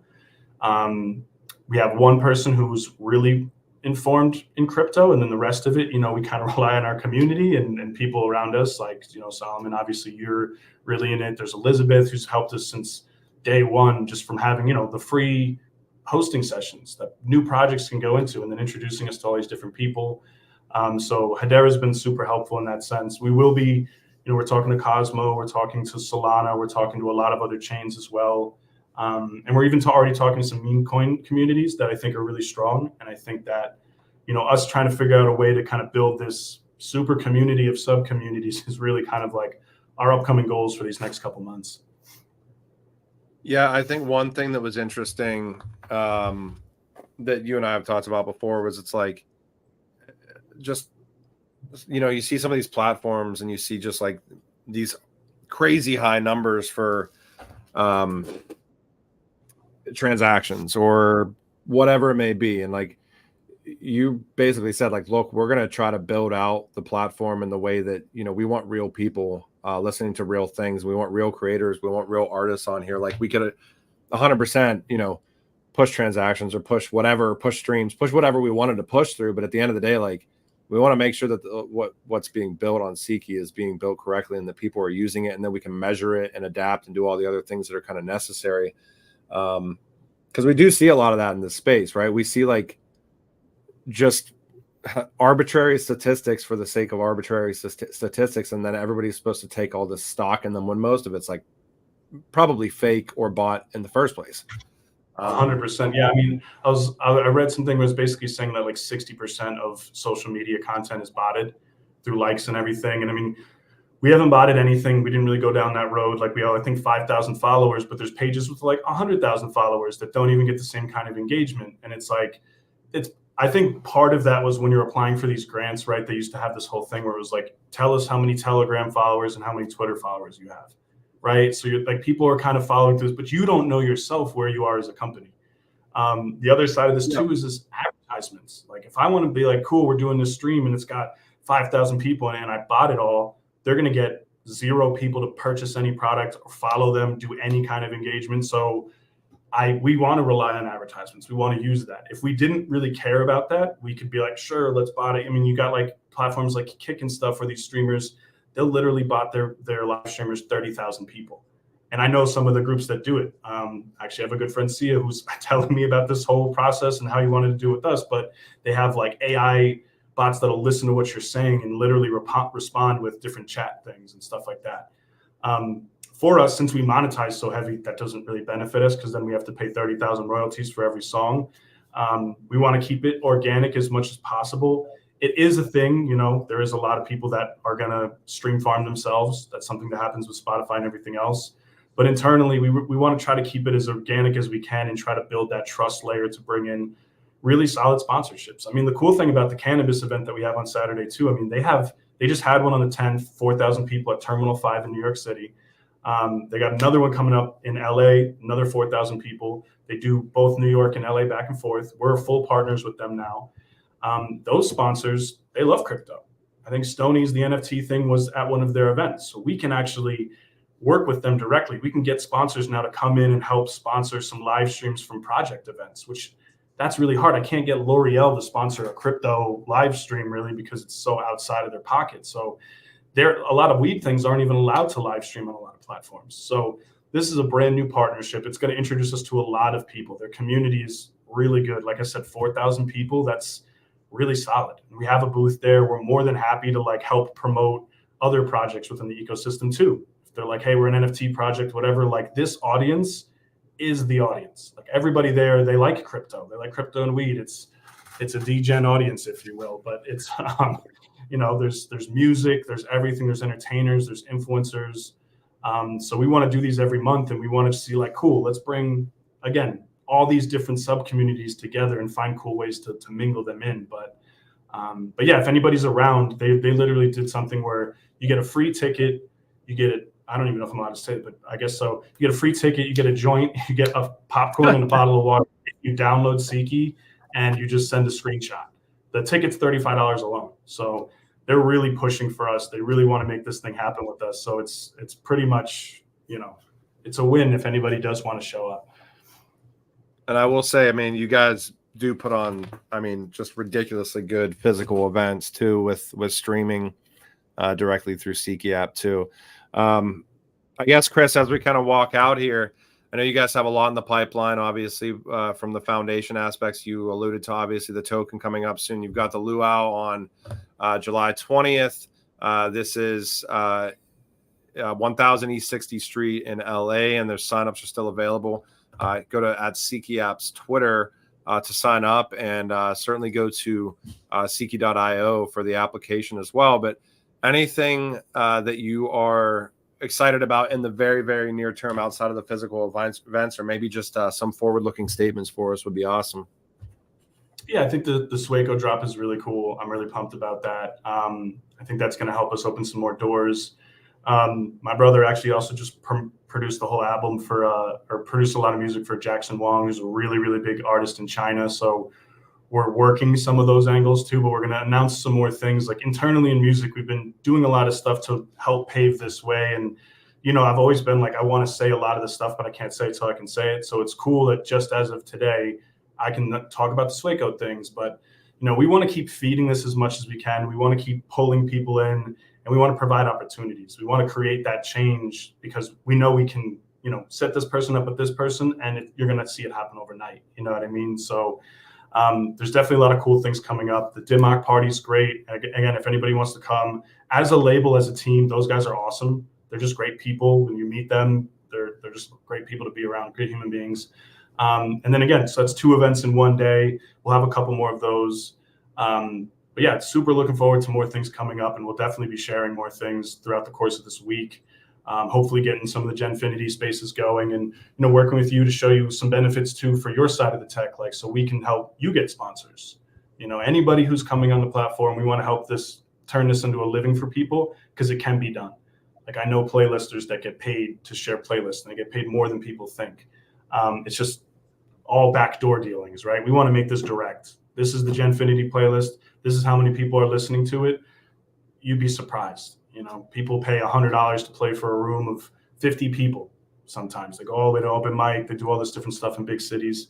You know, I think if we could just start to break down those doors and make things more accessible, it'll still benefit us. So yeah, I mean, we're super pumped for everything coming up. And obviously, if anybody has any questions or anything, feel free to reach out to me. Join our Telegram, the SIKI Foundation. We have more grants that are going to be coming up to give away to people, not just the artists, but the listeners too, and the community members. So yeah.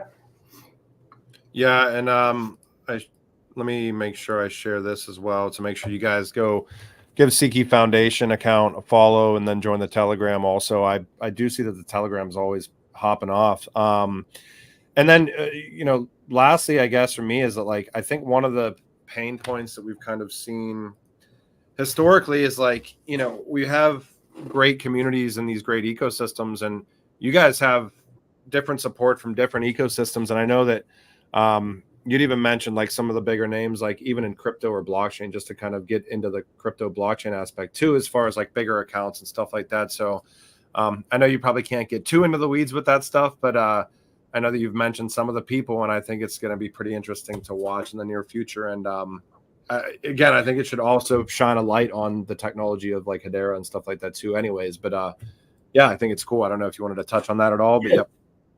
I mean, I used to post pictures back in the day when we first started, like, you know, me with Gary Vee and Lil Baby and all the big artists and stuff like that. And, you know, it's cool to show, like, hey, these are the people that were around. But at the end of the day, I need just as much support from the community to make all those connections happen. You know what I mean? Like, if we want to go to VCon, which is in August, which Clue and him own a pizzeria together. During NFT New York, their pizza was given away for free at the Bored Ape Yacht, big, massive party that they did. This was during like the last bull run when things were awesome.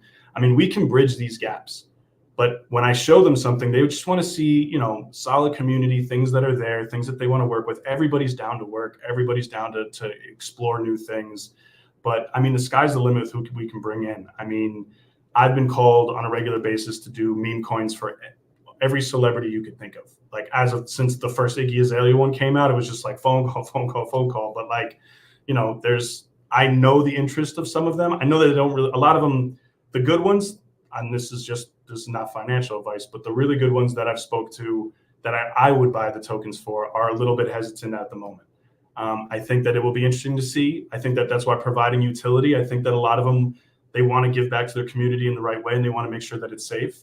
I think some of the ones that went out have done fantastic, and they'll probably continue to do really well. But I think for us to take that adoption into play, I think that we would just, we just got to keep this ball going. We got to keep this momentum shift.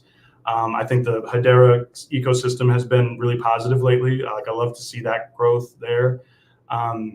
We've had some cool conversations with Near lately too. Those guys are, they're always working. They're always out there. They always do good marketing with what they do. Polygon as well. Those guys they're solid. They're a little bit, we've been going back and forth now. They got some new people in there for their foundation stuff. So any projects that are interested, they are doing a whole new round of grants to help people out. So it's interesting to see. But as a whole, again, yeah, as far as anybody bringing into the ecosystem, there's so many people. I'm just waiting. Like, I would love to bring next week to a Genfinity space a tier A, celebrity or something like that. But I just want to make sure that when we do that, I can use that for the next person too, right? Like, look, this was great, this worked, and we can continue. No, I mean, we've got to start. Well, I'm excited to start running these streams through SIKI app as well. I think it's going to be really cool because at the end of the day, like I said, it's pretty much an entirely new audience, like compared to like what we would normally have. And honestly, that's kind of the point. Like, if you're going to grow out organically, you better try to figure out, some new audience, some new people out there in the world that just aren't in this little bubble of the real human beings engaging with crypto. Because when you go onto Twitter and you see 50,000 people joined a space with the vice president of Palau or something, like talking about crypto, it's like, are there really 50,000 people there, or are there 2,000 to 3,000 people there, and 2,000 of them came in because the space is botted? So it's like, I'm just like always trying to navigate that stuff. But it's always a pleasure to talk to you, Chris. We're looking forward to all the initiatives coming out. Go to @SIKI Foundation on X, give these guys a follow, or go to SIKI's homepage on X @SIKI app. Join their Telegram. There's going to be a lot of stuff coming out with the foundation. I wanted to give a shout out to Kepler Digitals for the first half hour, and Yannick, and apologize for the technical delays. Nibras from Brillion as well, and looking forward to all the cool stuff that we're able to do with SIKI moving forward with you guys, Chris. And thank you guys so much for joining. All right. Thanks so much, man. I'm going to end this, so hang out with me for 1 second to make sure the streams upload, and we will go from there.